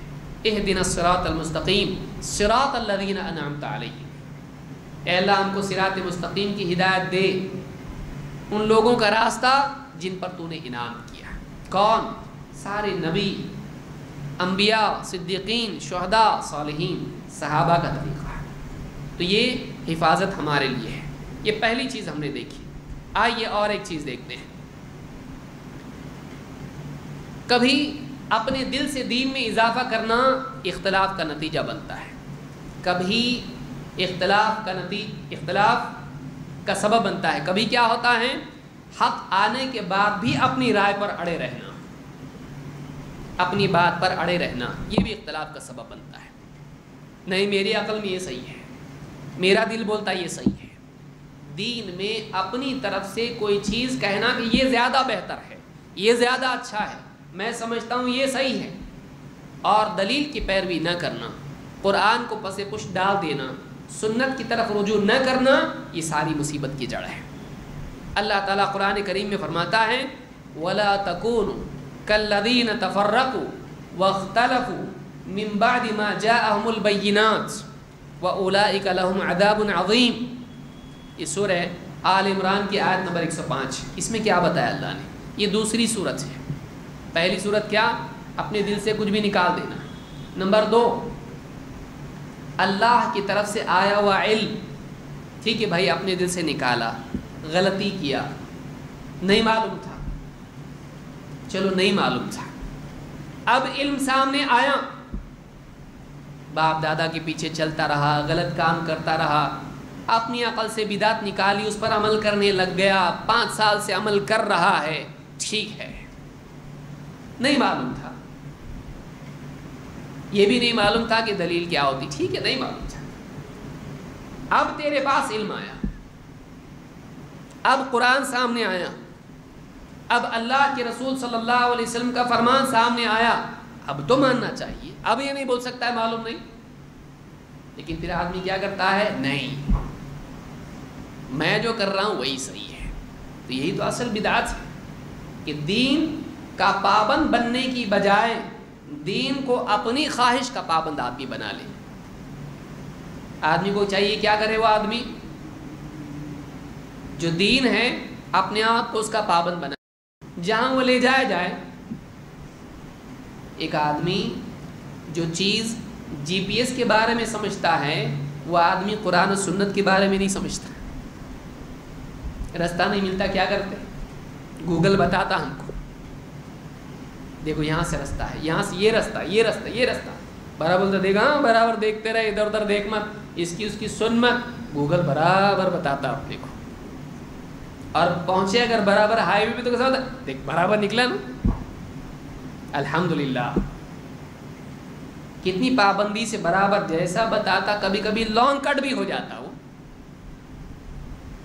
जैसा गूगल ने बताया, GPS ने बताया, बराबर उसको फॉलो करता है।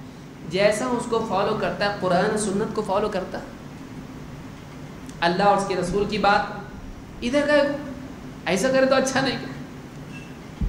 दीन में ऐसा करता, ऐसा होता तो कितना अच्छा।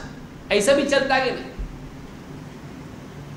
कितने लोग हैं, उलमा से सवालात कैसे, वो सब ठीक है, कुरान हदीस में आया है, अल्लाह के नबी सल्लल्लाहु अलैहि वसल्लम ऐसी नमाज पढ़ते, लेकिन ऐसा पढ़े तो चलता कि नहीं चलता? हाँ, ऐसा भी चलता कि नहीं चलता? रोज़े में ऐसा भी चलता कि नहीं है? सब ठीक है, वो है, हदीस में है, कुरान में, ऐसा भी नहीं चलता कि अपने पिछले अमल को बाकी रखने के लिए ये भी चलता कि नहीं की बात करता है। चाहता है कि किसी तरह से जैसा हूं वैसा बाकी रहूं, बदलना नहीं चाहता अपने आप को। कोई आदमी कहे जिधर है उधर ही रहे तो चलता कि नहीं? जाने की जरूरत क्या है, गाड़ी चला के आगे नहीं चलता? घर छोड़ के गए कहीं सफर में, वापस नहीं लौटे तो नहीं चलता क्या? बराबर आता घर को, अपने घर को जैसे लौटता है, कुरान और सुन्नत की तरफ नहीं लौटता है। अरे बोले अपने घर को नहीं जाएंगे तो किधर जाएंगे? अच्छा, और तुम मुसलमान है, कलमा किसका पढ़ा? अल्लाह और उसके रसूल का कलिमा पढ़ा, वापस लौट के कहाँ आना है तुझको? ठीक है, तू भटक गया था, गुनाह किया तूने, भटक गया था, जहालत में चला गया, भटक गया था, बाप दादा के पीछे चला गया, नहीं मालूम था तुझको, ख्वाहिश के पीछे चला गया, भटक गया तू, वापस आना चाहिए कि नहीं आना चाहिए? कहाँ आएगा? कहाँ आएगा वापस? वापस आना पड़ेगा कुरान और सुन्नत की तरफ। अगर तू वापस नहीं आ सकता है तो तू अपने घर को नहीं आया, तो अपने घर को नहीं आया, तेरा घर फिर कहाँ है? जहन्नम। जो कुरान और सुन्नत की तरफ ना लौटे उसका घर जहन्नम है। अल्लाह ताला ने कुरान करीम में फरमाया, क्या फरमाया? फरमाया वला तकूनु कल्लदीन तफर्रकू वख्तलफू मिन बादि मा जाअहुमुल बय्यिनात, और उन लोगों की तरह मत हो जाना जो आपस में बट गए, तफर्रकू बिखर गए, कोई इधर कोई उधर, ये इसके दिल के जैसा, वो उसके दिल के जैसा, हर आदमी अपनी मनमानी कर रहा है। उन लोगों की तरह मत हो जाना जो फिरका फिरका हो गए, ग्रोह ग्रोह हो गए, बढ़ गए आपस में। और वख्तलफू मिन बअदि मा जाअहुमुल बय्यिनात, अल्लाह की तरफ से खुली दलीलें आ जाने के बाद भी इख्तिलाफ बाकी रखा। अल्लाह की तरफ से खुला हुआ इल्म, کھلی ہوئی دلیلیں، بینات، واضح دلیل آ جانے کے بعد بھی وہ اختلاف میں پڑے رہے، رجوع نہیں کیا، نہیں میری بات صحیح، بولو میری بات صحیح. تیسرا آدمی آگے بتا بھائی نہ تیری صحیح نہ تیری صحیح، دیکھ قرآن سنت میں ایسا ہے، بولے نہیں میں جیسا کرتا ہوں اسی کروں گا. بینات دلیل آئی لیکن پھر بھی اختلاف باقی رکھا. یہ مسلمان کا طریقہ نہیں ہے. مسلمان کا طریقہ کیا ہے؟ ایک آدمی بولا نہیں ایسا، یہ صحیح، وہ بولا نہیں میری بات صحیح. تیسرا آدمی آیا بتایا دیکھو یہ قرآن سنت میں ہے. دونوں کا ایسا ہے کیا؟ اچھا اچھا اچھا، قرآن میں ایسا ہے، ہاں حدیث میں ایسا ہے، حدیث صحیح ہے معتبر ہے، ہاں بالکل ایسا، یہی مطلب ہے اس کا، ہاں یہی مطلب ہے اس کا. ٹھیک ہے بھائی میری بات غلط، بولا بھائی میری بھی غلط. پھر کیا کرنے کا؟ دونوں مل کے اس پہ عمل کریں گے. اختلاف ختم ہو گیا، دونوں ایک ہوئے کہ نہیں ہوئے؟ دونوں ایک ہو گئے. لیکن اختلاف کب باقی رہتا ہے؟ ٹھیک ہے قرآن سنت میں ایسا ہے لیکن پھر وہ کیا غلط ہے کیا؟ پھر باپ دادا کے غلط ہے کیا؟ اور ہم کو سمجھا وہی صحیح نہیں. اتنے دن معلوم کیوں نہیں پڑا؟ بعضوں کی دلیل کیا ہے؟ اب آئے کہ بتانے کو. اچھا پھر کب آنا؟ ایک آدمی ڈوب رہا ہے، اس کو کوئی آدمی رکا سوچا بچاؤ کہ نہیں بچاؤ، بچا کیوں نہیں بچاؤ، دیکھا ایک دم 2-3 ڈبکی کھایا، دلایا جان دو کودو بچا. بولے اب آیا کہ بچانے کو؟ جا نہیں جانا. ارے بھائی تجھ کو بچانے کے لیے کل آیا یا آج آیا نا. آدمی کو چاہیے کہ زندگی کے کسی بھی مرحلے میں اس کے پاس حق آئے اس کو مان لے.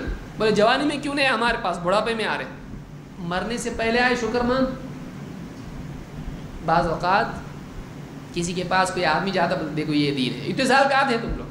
کہاتے ہم کچھ نہیں معلوم تھا، ہم کو بھی نہیں معلوم تھا. بھائی شکر مان کہ کم سے کم مرنے سے پہلے تیرے پاس حق آیا.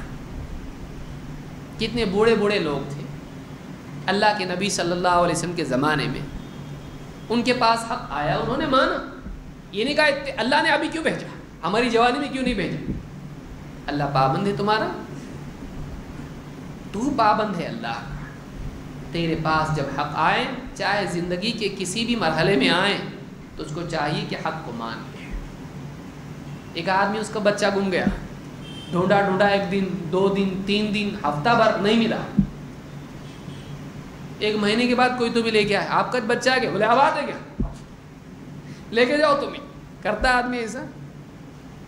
جب ہم ڈھونڈ رہے تھے تب تو نہیں ملا، نہیں ڈھونڈ رہے تو آیا، نہیں چاہیے ہم کو ہمارا بچہ، لے کے جاؤ ابھی تمہیں. کرتا ہے آدمی، اپنے سینے سے لگاتا اس کو، بولتا بہت بہت شکریہ بھائی، ہم کتنا ڈھونڈے نہیں ملا، اور جب امید کھو دیے تھے تب جا کے تم لے کے آئے، بہت بہت شکریہ. ہم تو سمجھے کہ گیا ہے لیکن لے کے آئے تم، بہت شکریہ. کبھی بھی ملے حق مان لینا چاہیے. اس کے لیے شرطیں نہیں رکھنا چاہیے کہ فلاں وقت میں فلاں ذریعے سے فلاں طریقے سے ملنا چاہیے.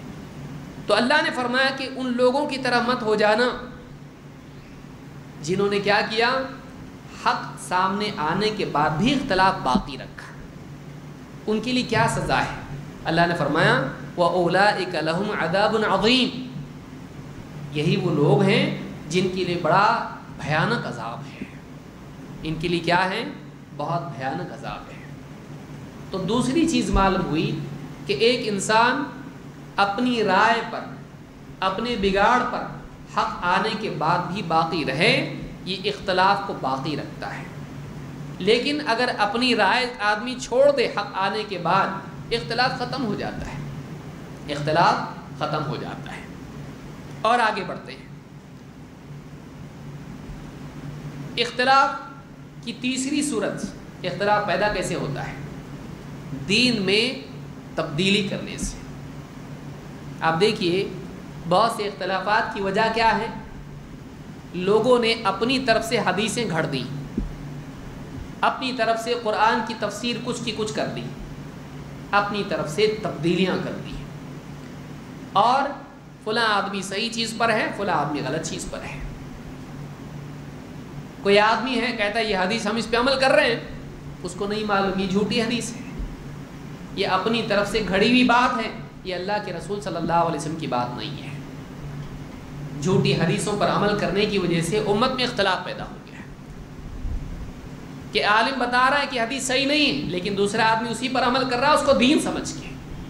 وہ تحریف ہے، وہ بگاڑ ہے. وہ حق نہیں ہے لیکن اس کو حق سمجھ کے اس پر عمل کر رہا ہے. اپنی طرف سے نبی کے کلام میں کلام ملانا یا اپنی طرف سے نبی کے نام سے کچھ گھڑ دینا، یہ بھی اختلاف کی بنیاد ہے، یہ بھی اختلاف کا سبب ہے.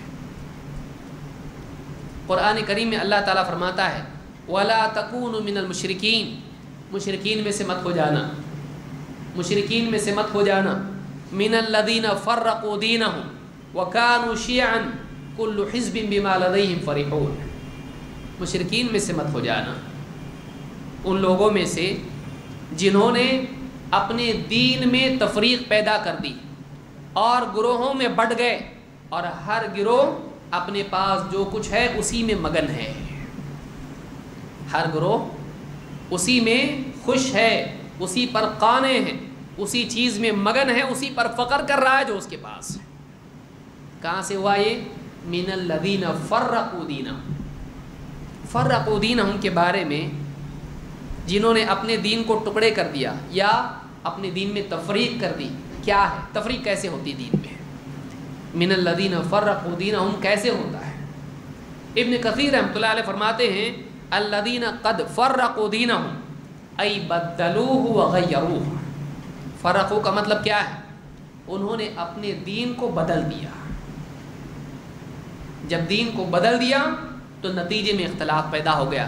من الذین فرقوا دینہم وکانوا شیعا، شیعہ کا مطلب ہوتا ہے گروہ. جب انہوں نے دین میں تبدیلی کر دی تو گروہوں میں بٹ گئے، بدعات ایجاد کر لیں تو اس گروہوں میں بٹ گئے. ایک معنی فرماتے ہیں فرقوا دینہم ای فارقوا دینہم، اصل دین چھوڑ دیا اور اپنے من مانے بنائے ہوئے دین پر عمل کرنے میں لگ گئے. الذین فارقوا دینہم، فارقہ کا مطلب ہوتا ہے چھوڑ دینا. آپ دیکھیں کتنے سارے لوگ ہیں ان کو قرآن سے کوئی مطلب نہیں، حدیث سے کوئی مطلب نہیں، لیکن قوم کے رسم و رواج چاہے نکاح میں ہو جنازے میں ہو اللہ کے حکم کی طرح اس کی پابندی ہے. کوئی مطلب نہیں قرآن میں نکاح کا کیا طریقہ ہے، حدیث میں کیا، کوئی مطلب نہیں. جنازے کے بارے میں کوئی مطلب نہیں ہے. آپ دیکھیے جب تدفین ہوتی ہے، گھمیلا گھماؤ بھائی. کائے کا گھمیلا؟ کون سا گھمیلا بھائی؟ بعض اوقات کہتے ہیں چادر بھی نہیں چڑھایا ہم نے، قبر کے اوپر چادر نہیں، پھول بھی نہیں، اور جلیبی اور پاؤ بھی نہیں رکھی. قبر کے اوپر جلیبی اور پاؤ کیوں رکھ رہی ہے؟ جو پہلے سے چلتے آ کرنے کا اپنا دماغ نہیں چلانے کا. اچھا جس نے کیا اس نے کیا کیا تھا؟ دماغ نہیں چلایا تھا اس نے. اصل وہی تو بول رہے ہیں ہم لوگ. عجیب بات یہ ہے، سوچیں غور کیجئے، دین کے معاملے میں جو بولنے کی بات ہے لوگ بدعات کے بارے میں بولتے ہیں. ایسا بولنا چاہیے نا بھائی، جیسا قرآن و سنت میں ہے عمل کرو، اپنا دماغ مت چلاؤ، ایسا بولنا چاہیے. لیکن کوئی آدمی کہے کہ کیا یہ نیا یہ بدعت ہے، یہ اپنا دماغ نہیں چلانے کا، جیسا پہلے سے چلتا آیا ویسا کرنے. تو جو چیز قرآن و سنت کے بارے میں تھی اس کو لوگوں نے کس کے بارے میں کر دیا؟ بدعات کے بارے میں. ایک آدمی کوئی عمل کرتا ہے اس کے پیچھے سارے بھیڑ بکریوں کی طرح عمل کرنے لگ جاتے ہیں. بعد والوں کو معلوم نہیں ہوتا ہے کہ اس عمل کی وجہ کیا ہے. اب بتائیے درگاہ پہ کوئی آدمی جاتا ہے، ہم اللہ والوں کی برائی نہیں کرتے ہیں، لیکن درگاہوں پہ جانے والا کیا کرتا؟ ناریل لیتا، ناریل لے کے جا کے درگاہ پہ پھوڑتا. کیوں؟ کبھی پوچھے کس کو ناریل ہی کیوں؟ آلو کیوں نہیں؟ مٹھائی کیوں نہیں؟ سیب سنترے کیوں نہیں؟ اور کیوں سیب سنترے بھی کیوں بھائی؟ کیوں آلو کیوں؟ ناریل کیوں؟ اور باہر شیرینی کی دکان لگی ہوئی ہے، وہ خاص قسم کی شیرینی ہے، تڑ گڑ، وہی کیوں؟ ٹریڈ مارک درگاہ کے پاس وہی ملتا ہے. کیوں؟ یہ مسلمانوں کا ہے؟ نہیں، یہ مسلمانوں کا نہیں ہے. آج دوسری قومیں اس کو کرتی ہیں. آج دوسرے لوگ ناریل لے کر اپنے بتوں کے پاس جاتے ہیں، ناریل وہاں پھوڑتے ہیں. یہ ان کا اپنا طریقہ ہے جو صدیوں سے چلا آ رہا ہے. ہمارے نبی کبھی کعبہ کے اوپر جا کے وہاں ناریل پھوڑے؟ حضرت حمزہ شہید ہیں، ان کی قبر پہ جا کے کبھی ناریل پھوڑیں؟ حضرت ابوبکر صدیق، حضرت عمر رضی اللہ عنہ ان کی قبروں پر جا کر تابعین نے ناریل پھوڑیں؟ کہاں سے آیا ہے؟ اب اگر پوری پبلک بیٹھی ہوئی ہو جو ناریل پھوڑ کے آئی ہو، سب کو بٹھا کے اگر ان کا سب کا اجتماع کریں گے، ابھی جو آپ جا کے ناریل پھوڑ کے آئے، اس کی کیا حکمت ہے؟ اب اگر الگ الگ پوچھیں گے تو آپ کا ایک رجسٹر بنانا پڑے گا. دیکھو اصل میں اس میں کیا ہے، ایک اس میں حکمت ہے ایسی، نہ اس کے باپ نے بولا نہ اس کے دادا نے بولا، وہ اس وقت سوچ کے بنا دیتا اس کو. ہر ایک آدمی کچھ نہ کچھ بولے، لیکن سب کو بٹھا کے بولیں گے تو سب کیا کریں گے؟ معلوم نہیں، کیوں پکڑا جائے گا نا. دوسرا اگر صحیح بات بولا تو میں پھنس جاؤں گا. انڈیویجول ہر آدمی رائے منتری ہے. رائے دینے کے لیے نہ علم کی ضرورت ہے نہ عقل کی ضرورت ہے، ہاں خالی منہ ہونا چاہیے. اور سب سے زیادہ آسان اور سب سے زیادہ اجازت دین میں رائے دینے کی، کچھ بھی بول سکتا ہے آدمی. ڈرنا چاہیے اللہ سے. کہاں سے آیا؟ کتنی ساری بدعات ہیں، کوئی بنیاد نہیں، سب لوگ کر رہے ہیں میں بھی کر رہا ہوں.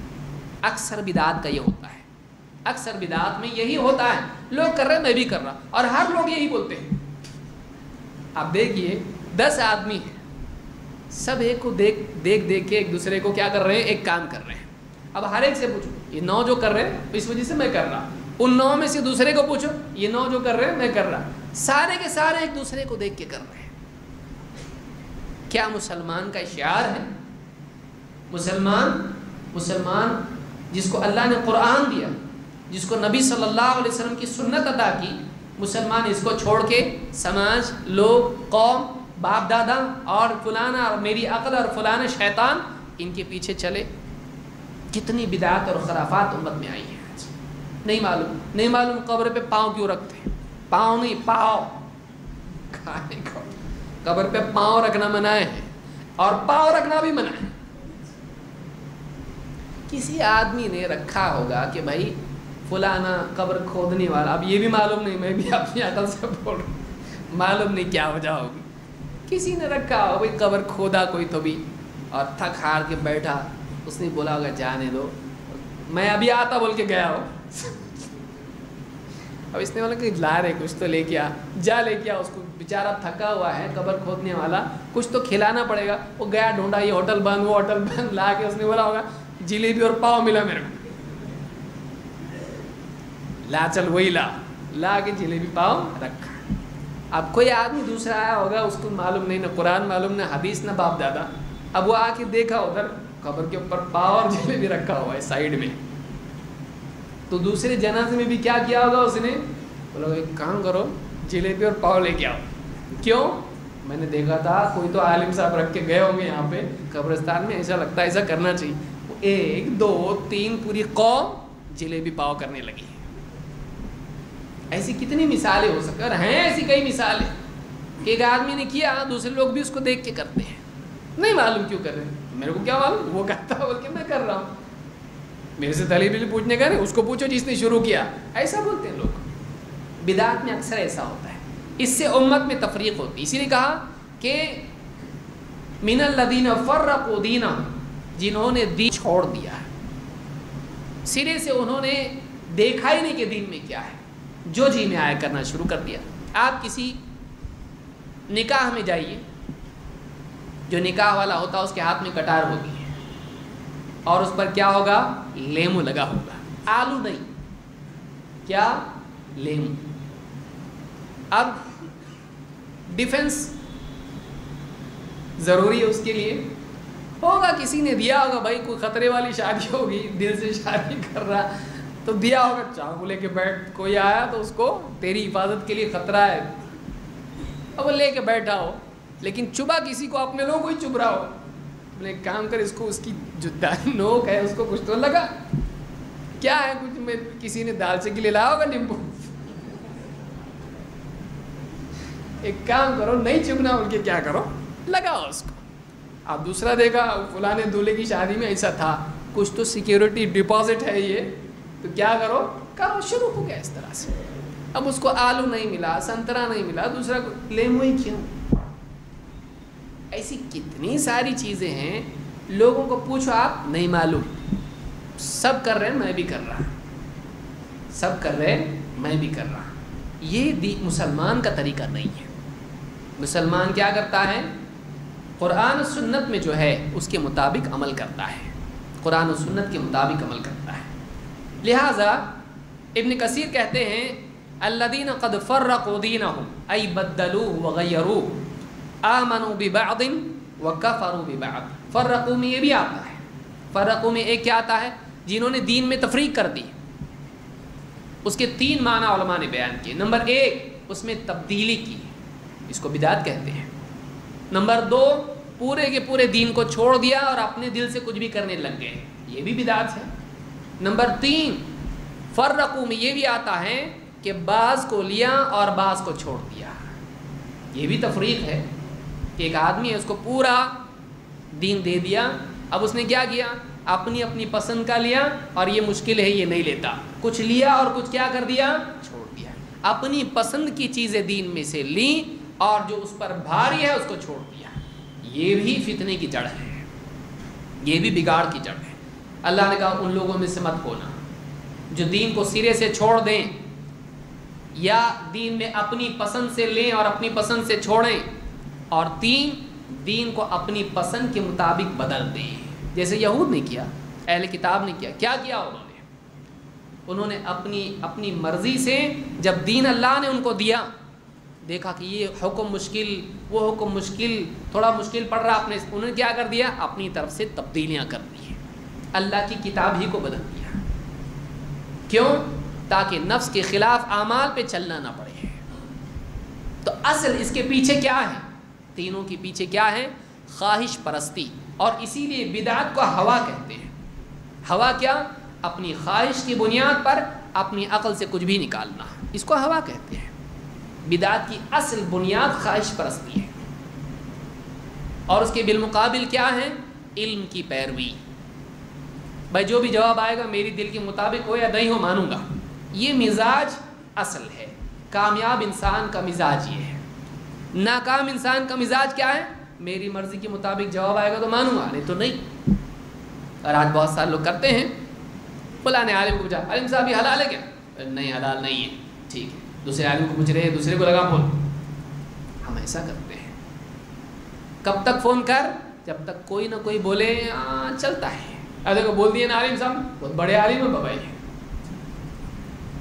اگلی مرتبہ اگر وہ حرام بولتے ان کو نہ وہ دوسرے کو فون کرو. آج ہم یہ کرنے لگے ہیں. نہیں ہونا چاہیے. آدمی کے دل میں پہلا اس کا دل کی نیت یہ ہو بھئی حق سامنے آئے گا مانو. ہاں ٹھیک ہے ایک عالم سے پوچھ کے دوسرے سے پوچھنا منع نہیں ہے، لیکن تیرا دل تجھ کو معلوم، اللہ کو معلوم. سمجھ میں آئی بات؟ کہ ایک انسان علم کی پیروی کرے، قرآن و سنت میں جو سامنے آئے مان لے اس کو. یہ ہونا چاہیے. کبھی ایسا ہوتا ہے دوسرے علماء سے پوچھنا پڑتا ہے، سلف بھی کرتے تھے، یہ منع نہیں ہے. لیکن آج عام طور سے دنیا میں آپ دیکھیے ماحول کیسا بنا، کیونکہ فون ہر ایک کے پاس ہے، ہر ایک کے پاس فون ہے. کیا جاتا ہے اس کے اندر؟ 10 عالموں سے پوچھو، کہیں نہ کہیں سے تو اپنے دل کے ایسا جواب آ جائے گا. یہ بے دینی ہے. اصل بدعت اور خرافات کی یہی ہے خواہش پرستی. اللہ تعالیٰ نے اس کے حل کے طور پر کیا فرمایا؟ اللہ تعالیٰ نے فرمایا وَاعْتَصِمُوا بِحَبْلِ اللَّهِ جَمِيعًا وَلَا تَفَرَّقُوا وَاذْكُرُوا نِعْمَةَ اللَّهِ عَلَيْكُمْ إِذْ كُنْتُمْ أَعْدَاءً فَأَلَّفَ بَيْنَ قُلُوبِكُمْ فَأَصْبَحْتُمْ بِنِعْمَتِهِ إِخْوَانًا. اس مختصر سے حصے میں قرآن کے آپ دیکھیے اللہ نے اختلاف اور اتحاد کی اصل بیان کر دی ہے. اللہ نے کیا فرمایا؟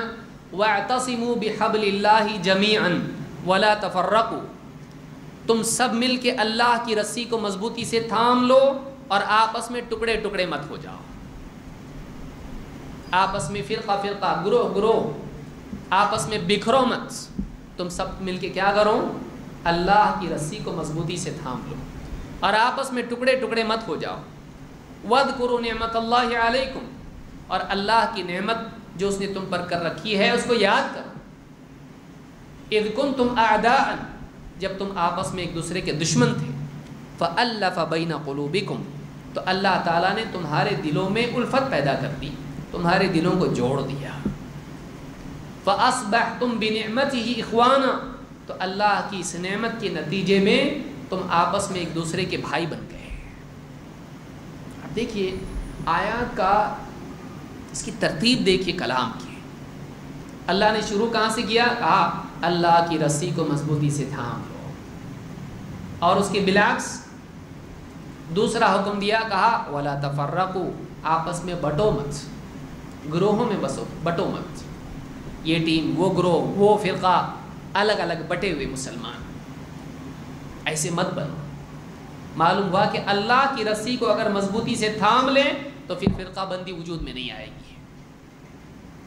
اگر پہلے حکم کا اہتمام کر لیں، جو بگاڑ اس کے بعد میں جس سے منع کیا جا رہا ہے وہ بگاڑ پیدا نہیں ہوگا۔ اور اللہ تعالیٰ نے مثال بھی دی ہے، اور ہمارے سامنے صحابہ کی مثال ہے۔ اسلام آنے سے پہلے ہر آدمی اپنے قبیلے کے قانون پہ تھا، اسلام نہیں تھا۔ ہمارا قبیلہ جو بولا وہ طے کیا ہم نے، وہ صحیح، ہم لوگ ایسا چلتے وہ ایسا چلتے۔ آپس میں قبیلوں میں جنگ تھی، اوس اور خزرج دونوں قبیلے تھے، آپس میں لڑتے تھے۔ اسلام جب آیا، اس نے اپنی بات چھوڑی، اس نے اپنی بات چھوڑی، دونوں نے مل کے کس کی بات مانی؟ اللہ اور اس کے رسول کی۔ انہوں نے اسلام کو مانا۔ جب انہوں نے اپنی رائے، اپنی عقل، اپنی خواہشات، اپنی چاہت، اپنا اصول چھوڑا اور اللہ اور اس کے رسول کی بات پر راضی ہو گئے، اللہ نے فرمایا وَاذْكُرُوا نِعْمَتَ اللَّهِ عَلَيْكُمْ، اللہ نے جو تم کو نعمت عطا کی اس کو یاد کرو۔ ایک دور تھا کہ تم آپس میں ایک دوسرے کے دشمن تھے، ایک دوسرے کی جان کے دشمن تھے، آپس میں سالوں سال تمہارے درمیان جنگیں چلتی تھی۔ پھر اللہ تعالیٰ نے اسلام تم کو دیا، قرآن تم کو دیا، نبی تم کو دیا۔ فَأَصْبَحْتُمْ بِنِعْمَتِهِ إِخْوَانًا، اللہ تعالیٰ کی اس نعمت کو پا کر تم سب کے سب آپس میں ایک دوسرے کے بھائی بن گئے، جو جان لینے کے لیے ایک دوسرے کی تیار تھے، ایک دوسرے کے خون کے پیاسے تھے، اسلام کے آنے کے بعد ایک دوسرے کے لیے اپنی جان دینے کے لیے تیار ہو گئے کہ وہ تیر میرے بھائی کو نہیں مجھ کو آ کے لگے، ایک دوسرے کی جان بچانے والے بن گئے۔ کیسے ہوا یہ اسلام کی نعمت کے نتیجے میں ہوا۔ کون سا اسلام؟ مصیبت یہ ہے، کون سا اسلام؟ وہ اسلام جو میں سمجھا، یا وہ اسلام جو اللہ اور اس کے رسول نے ہم کو دیا ہے؟ ساری بات اصل یہ ہے، ہر آدمی کا اسلام کا اپنا ایک ورژن ہے۔ میرا اسلام، اس کا اسلام، فلانے کا اسلام، ہمارے مولوی کا اسلام، کس کا اسلام؟ بابا کا اسلام، پیر صاحب کا اسلام، باپ دادا کا اسلام، میرے دماغ کا اسلام۔ کون سا اسلام؟ صحابہ نے اپنی عقل والے اسلام کو، باپ دادا والے دین کو نہیں اپنایا۔ صحابہ نے کس کو اپنایا؟ جو اللہ اور اس کے رسول نے دین دیا اس کو اپنایا۔ اسلام ایز اٹ از، جیسا آیا ویسا لینا، جیسا اللہ نے دیا انہوں نے اس کو ویسا لیا، انہوں نے اپنی طرف سے تبدیلی اس میں نہیں کی۔ جب ویسا انہوں نے لیا، اپنی خواہشات کو چھوڑ کے جب اللہ کے دین کو اپنایا، آپس میں اللہ نے ان کو جوڑ دیا۔ ہم لوگ کیوں بکھرے ہوئے ہیں؟ ہم لوگ اپنی اپنی خواہشات کے تابع ہیں، ہم اپنے مولویوں کے تابع ہیں، ہم اپنے پیروں کے تابع ہیں، آج یہی حال ہے، باپ دادا کے تابع ہیں۔ اسلام جیسا اللہ اور اس کے رسول اور نبی کریم صلی اللہ علیہ وسلم کے صحابہ نے ہم کو دیا ہے، ہم اس اسلام کو لینے کے لیے تیار نہیں ہیں۔ ہم اپنا ماڈیفائڈ ورژن جو اسلام کا ہے اس کے مطابق جینا چاہتے ہیں، ترمیم شدہ اسلام، رنگ بھرا ہوا اسلام۔ ہم کو پھیکا اسلام نہیں چلتا ہے، یہ ایسی کیسی ایسے کیسا نکاح، نہ اس کے اندر جگہ، نہ اس کے اندر ایک دوسرے پہ رنگ پھینکنا، نہ اس کے اندر ناچ گانے، نہ اس کے اندر فلانی چیز، ایسا کیسا نکاح ہے، یہ تو جنازے کی جیسا لگ رہا۔ ہم کو ویسا اسلام سے، اور ہم نکاح میں کارڈ پہ کیا لکھیں گے؟ النکاح من سنتی، نکاح میری سنت ہے۔ تو نکاح کے کارڈ پہ لکھا جائے گا کہ نکاح سنت ہے، لیکن ساری سنتوں کا جنازہ نکالا جائے گا نکاح میں، یہ بھی ہم نہیں چھوڑیں گے، ہے کہ نہیں؟ یہ آج ہمارا حال ہے کہ ہم سنت، آپ دیکھیں فاتحہ دے رہا ہے، فاتحہ میں کیا؟ سورہ فاتحہ پڑھے گا، قل یا ایھا الکافرون پڑھے گا، قل هو اللہ احد پڑھے گا۔ سورہ فاتحہ کس کی ہے؟ شیخ عبد القادر جیلانی رحمۃ اللہ علیہ کے نام کی ہے۔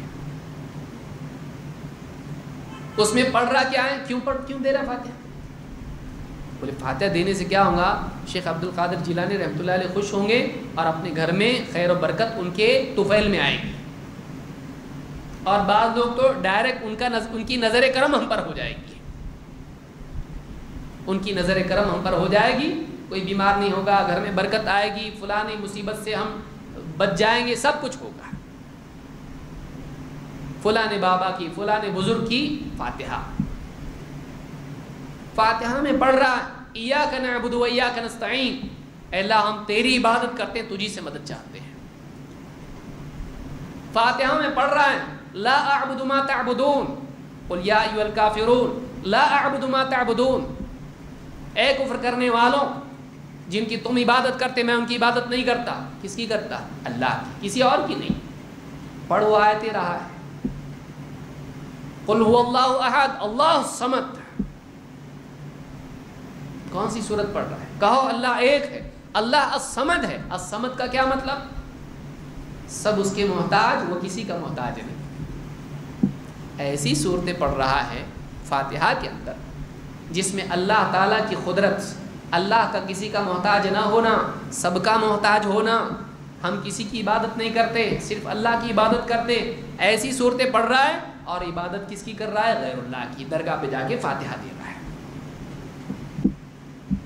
کیوں؟ جہالت۔ ساری مصیبت کی جڑ یہ ہے کہ ہم نے دین کو بطور رسم لیا اور دین کو سیکھا نہیں ہم نے، بلکہ ہم نے اپنی طرف سے دین کے پارٹ لیے ادھر ادھر سے، اور اپنی طرف سے ایک نیا کچھ تو بنا کے دیا ہے۔ فاتحہ، اسی لیے آج بعض لوگوں کو رد کیا جائے فاتحہ کے اوپر، کیا کہیں گے؟ سورہ فاتحہ پڑھنا غلط، قل اللہ پڑھنا غلط، قل یا ایھا الکافرون پڑھنا غلط، تو قرآن کا دشمن ہے۔ تو نے یہ حصے جو لیے اپنی طرف سے، کس نے بتایا ایسا کرنے کے لیے؟ سورہ فاتحہ میں آیت الکرسی کوئی پڑھنا شروع کر دیں تو اس کو لوگ بدعت بولیں گے۔ حال یہ ہو جاتا ہے کہ بدعت اتنی سٹینڈرڈ ہو جاتی ہیں کہ اگر اس میں کوئی ترمیم کرنا چاہے تو لوگ اس کو منع کرتے ہیں۔ کیوں؟ ایسا کوئی کیا نہیں آج تک۔ کوئی کہ سورہ فاتحہ کے اندر فلانی صورت پڑھیں گے، ویل لکل ہمزۃ لمزہ پڑھیں گے، بولے یہ کون سی فاتحہ ہے؟ بولے وہ تمہاری بنائی ہوئی ہے، میری بنائی ہوئی نہیں چلتا، بولے نہیں چلتا، فاتحہ میں یہی ہونا چاہیے۔ یہ کون بنایا؟ بولے یہ زیادہ سوال کرنے کا نہیں۔ یہ آج ہمارا حال ہے، ہم بدعت میں تبدیلی پسند نہیں کرتے، لیکن سنت میں تبدیلی کے شوقین ہیں۔ یہ ہمارے زوال کی، بگاڑ کی، اور آج جو ہم ذلت میں پڑے ہوئے اس کی وجہ یہ ہے۔ جو اللہ کے دین کی صحیح حفاظت نہیں کر سکتا ہے اور چاہتا ہے کہ اللہ اس کی حفاظت کرے، سوچیے، جو دین کی حفاظت نہیں کر رہا ہے، دین میں جو چاہے کر رہا ہے، اور چاہتا ہے کہ اللہ اس کی حفاظت کرے، نہیں ہو سکتا ہے۔ لہٰذا آدمی کو چاہیے کہ وہ اللہ تعالیٰ کے دین کی عظمت کا احساس رکھے، اور بہت ساری باتیں ہیں، لیکن یہ چیزیں میں سمجھتا ہوں آج کے لیے کافی ہیں۔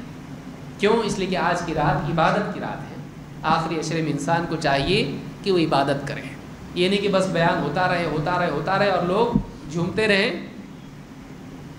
عبادت سے بھی چھٹی مل جاتی ہے، ہاں بیٹھ کے کیا کرنا ہے، سننا ہی تو ہے صرف، نہیں، عبادت کریں، وقت ضائع نہ کریں چائے اور بسکٹ میں اور ادھر ادھر گھومنے میں، ٹہلنے میں، اور دنیا بھر کی باتیں، امت مسلمہ کے حالات۔ رمضان کی بات، چلیے امت کے اوپر اپن بات نہیں کرنی تو کون کرے گا؟ ہاں آخری عشرہ ہی ملا ہے اس کو۔ رمضان کے مہینے میں جوش آ جاتا ہے، یہ فوٹو وہ فوٹو، یہ ادھر سے بھیجتا ہے آدمی واٹس ایپ کے اوپر، امت کا درد آتا ہے، آس پڑوس کے لوگوں کے خیال نہیں رکھتا ہے۔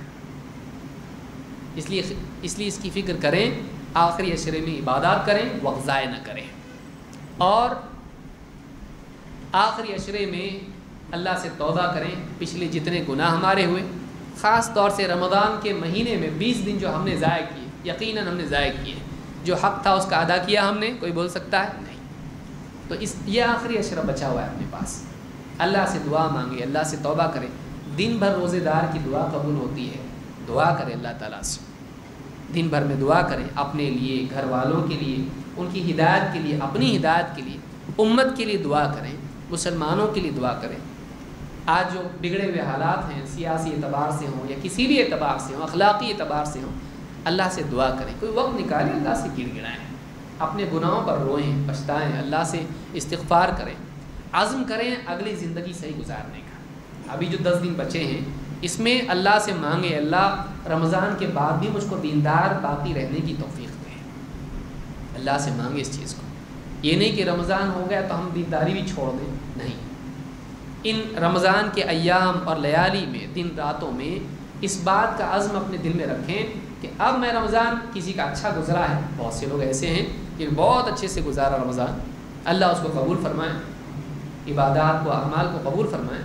ان لوگوں کو بھی چاہیے کہ وہ یہ عزم رکھیں کہ جیسا میں نے رمضان گزارا، میں آنے والے مہینے، ہر مہینے ایسے گزاروں گا۔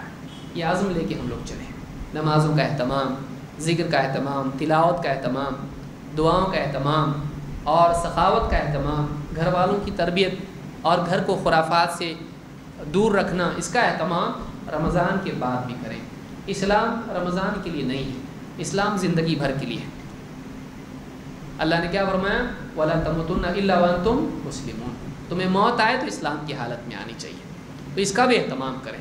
تو رمضان کے مہینے میں، اور یہ جو بچے ہوئے دن ہمارے ہیں، ابھی ہے وقت ہمارے پاس، 10 دن ہیں، لیکن یہ چلا جائے گا تیزی سے، ہم کو احساس بھی نہیں ہوگا، تو اس میں وقت ضائع نہ کریں، عبادات کا اہتمام کریں۔ اللہ تعالی ہم سب کو رمضان کے بقیہ ایام کو بہترین طور پر گزارنے کی توفیق عطا فرمائے۔ مجلس ختم کرنے سے پہلے ایک اعلان سن لیں اور اس کو اچھی طرح سے سمجھیں۔ دیکھیے پونا میں، اور یہ ہر علاقے کے اعتبار سے ہے، صرف پونا کے ساتھ خاص نہیں ہے، مساجد کی تعمیر میں بڑی دقت پیش آتی ہے اور آ رہی ہے، خاص طور سے نوٹ بندی کے بعد لوگوں کو چندہ جمع کرنا، لوگوں کو بڑی رقمیں لینا ذرا مشکل ہو گیا ہے۔ اس کے لیے بہت سارے فارمولے بہت سارے لوگوں کے پاس ہوتے ہیں۔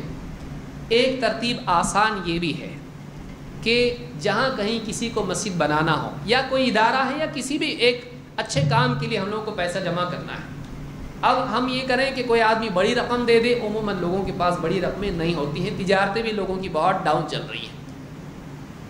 ایک ترتیب یہ ہو سکتی ہے کہ جس مسجد والے جو چندہ کرنا چاہ رہے ہیں، اپنے افراد وہ ایسے طے کریں کہ وہ لوگوں کے پاس جا کر چھوٹی چھوٹی رقمیں جمع کریں۔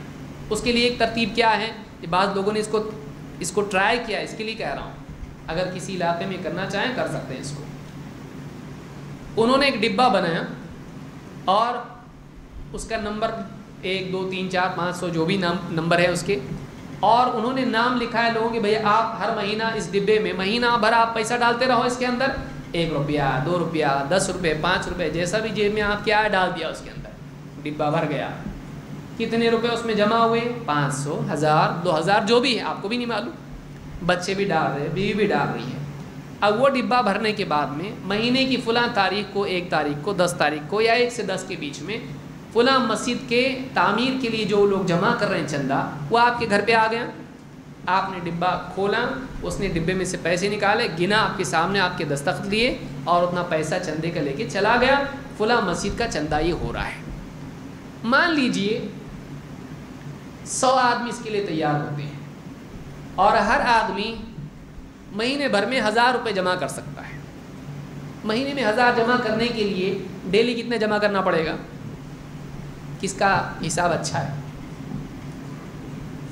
اگر ایک مہینے میں 1000 روپے جمع کرنے ہیں تو ایک دن میں کتنا جمع کرنا پڑے گا؟ ہاں 33، 30 پکڑو، 900 کرو، کوئی مسئلہ نہیں۔ 30 اگر جمع کرنا، آپ کے گھر میں 3 لوگ ہیں، میاں بیوی اور گڈو، 3 لوگ ہیں۔ اگر ہر بیوی 10 روپے ایک دن میں ڈالی، نہیں ڈال سکتی، اتنی فقیر تو نہیں رہتی، وہ سارے پیسے اس کے پاس رہتے ہیں۔ آپ ایک چائے پینے کی بجائے سوچے چائے نہیں پیوں گا، ڈالوں گا اس میں 10 روپے۔ بچے کو بھی آپ نے ترغیب دی، دیکھو بیٹا حدیث میں ہے مسجد اگر تعمیر کرتا ہے کوئی آدمی تو اللہ تعالیٰ جنت میں اس کے لیے گھر بنائے گا۔ بچے کو ترغیب دی، بچے نے بھی کیا کیا؟ 10 روپے اپنے ڈالا اس کے اندر۔ 30 ملتے ملتے 1000 ہو گئے.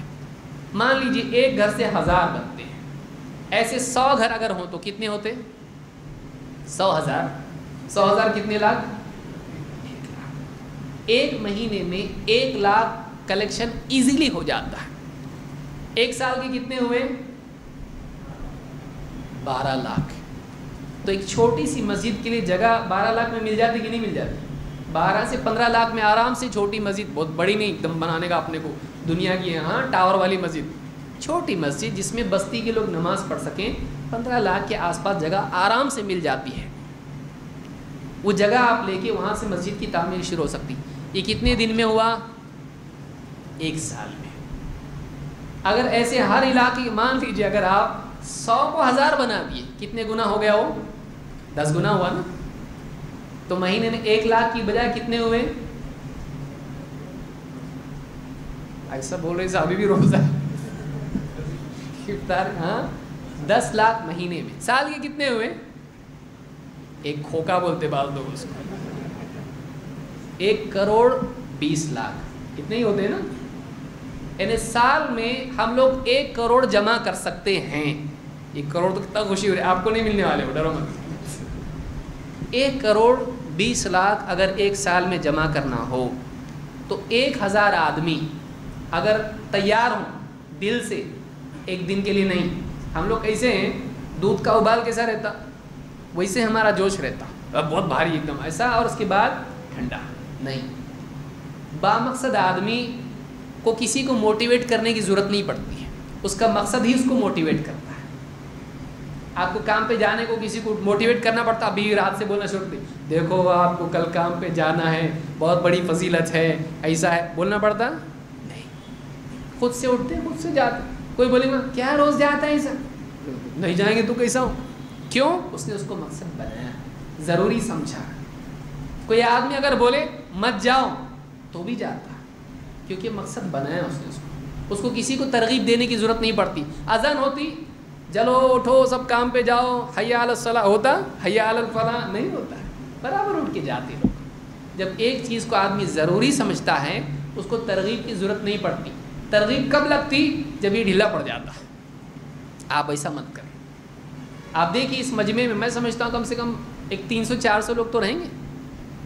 اگر 1000 آدمی پونا میں ایسے ہو جائیں کہ جو طے کر لیں ایک مہینے میں نہیں, ایک دن میں ہم گھر کے 3 آدمی 10-10 روپے نکالیں گے. اگر 1000 آدمی ایسے ہو جائیں, 1000 گھر ایسے ہو جائیں تو ایک سال میں ہم 1 کروڑ جمع کر سکتے ہیں. کوئی بڑی بات نہیں ہے.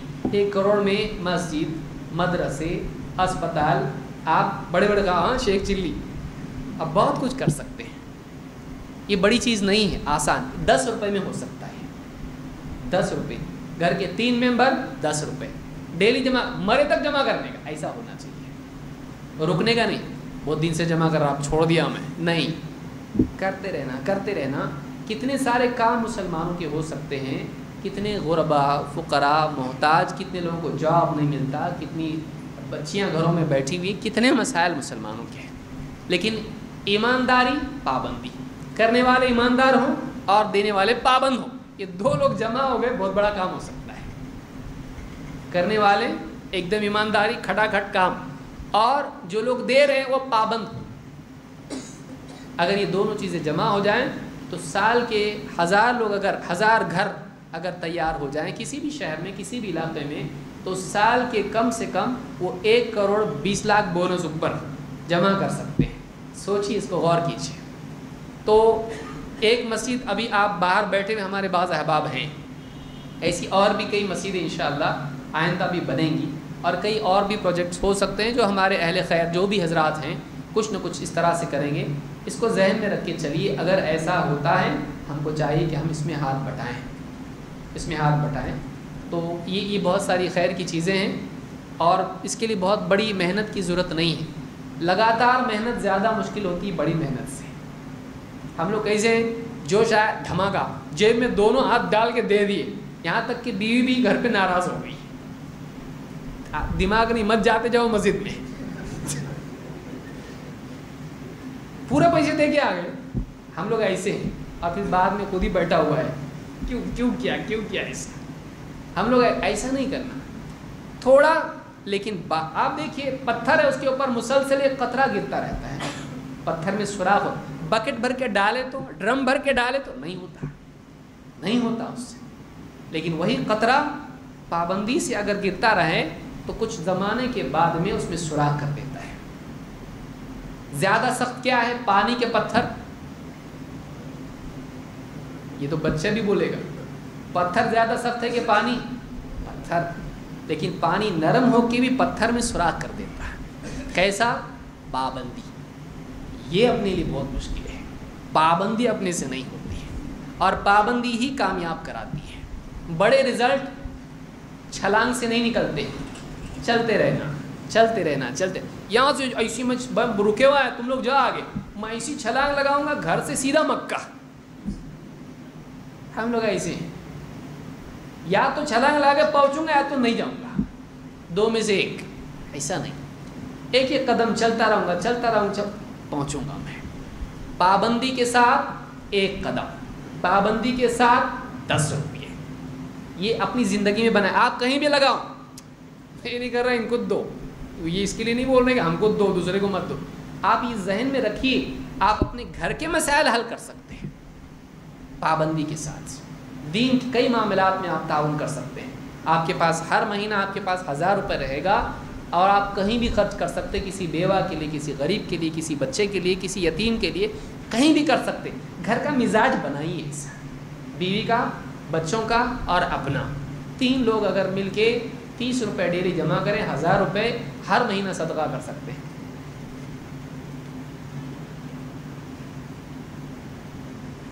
इसी तरह से यहाँ पर ऐलान करने के लिए कहा गया है, दावती कामों के लिए जो भी खर्च आते हैं, बैतुल माल यहाँ पर है दावत के लिए, उस बैतुल माल का भी आप ताउन करें, ताकि वो लोग जो भी दीनी काम करते हैं उसमें ताउन हो जाए, और जो भी दीनी खिदमात होती हैं वो आसान हो जाए।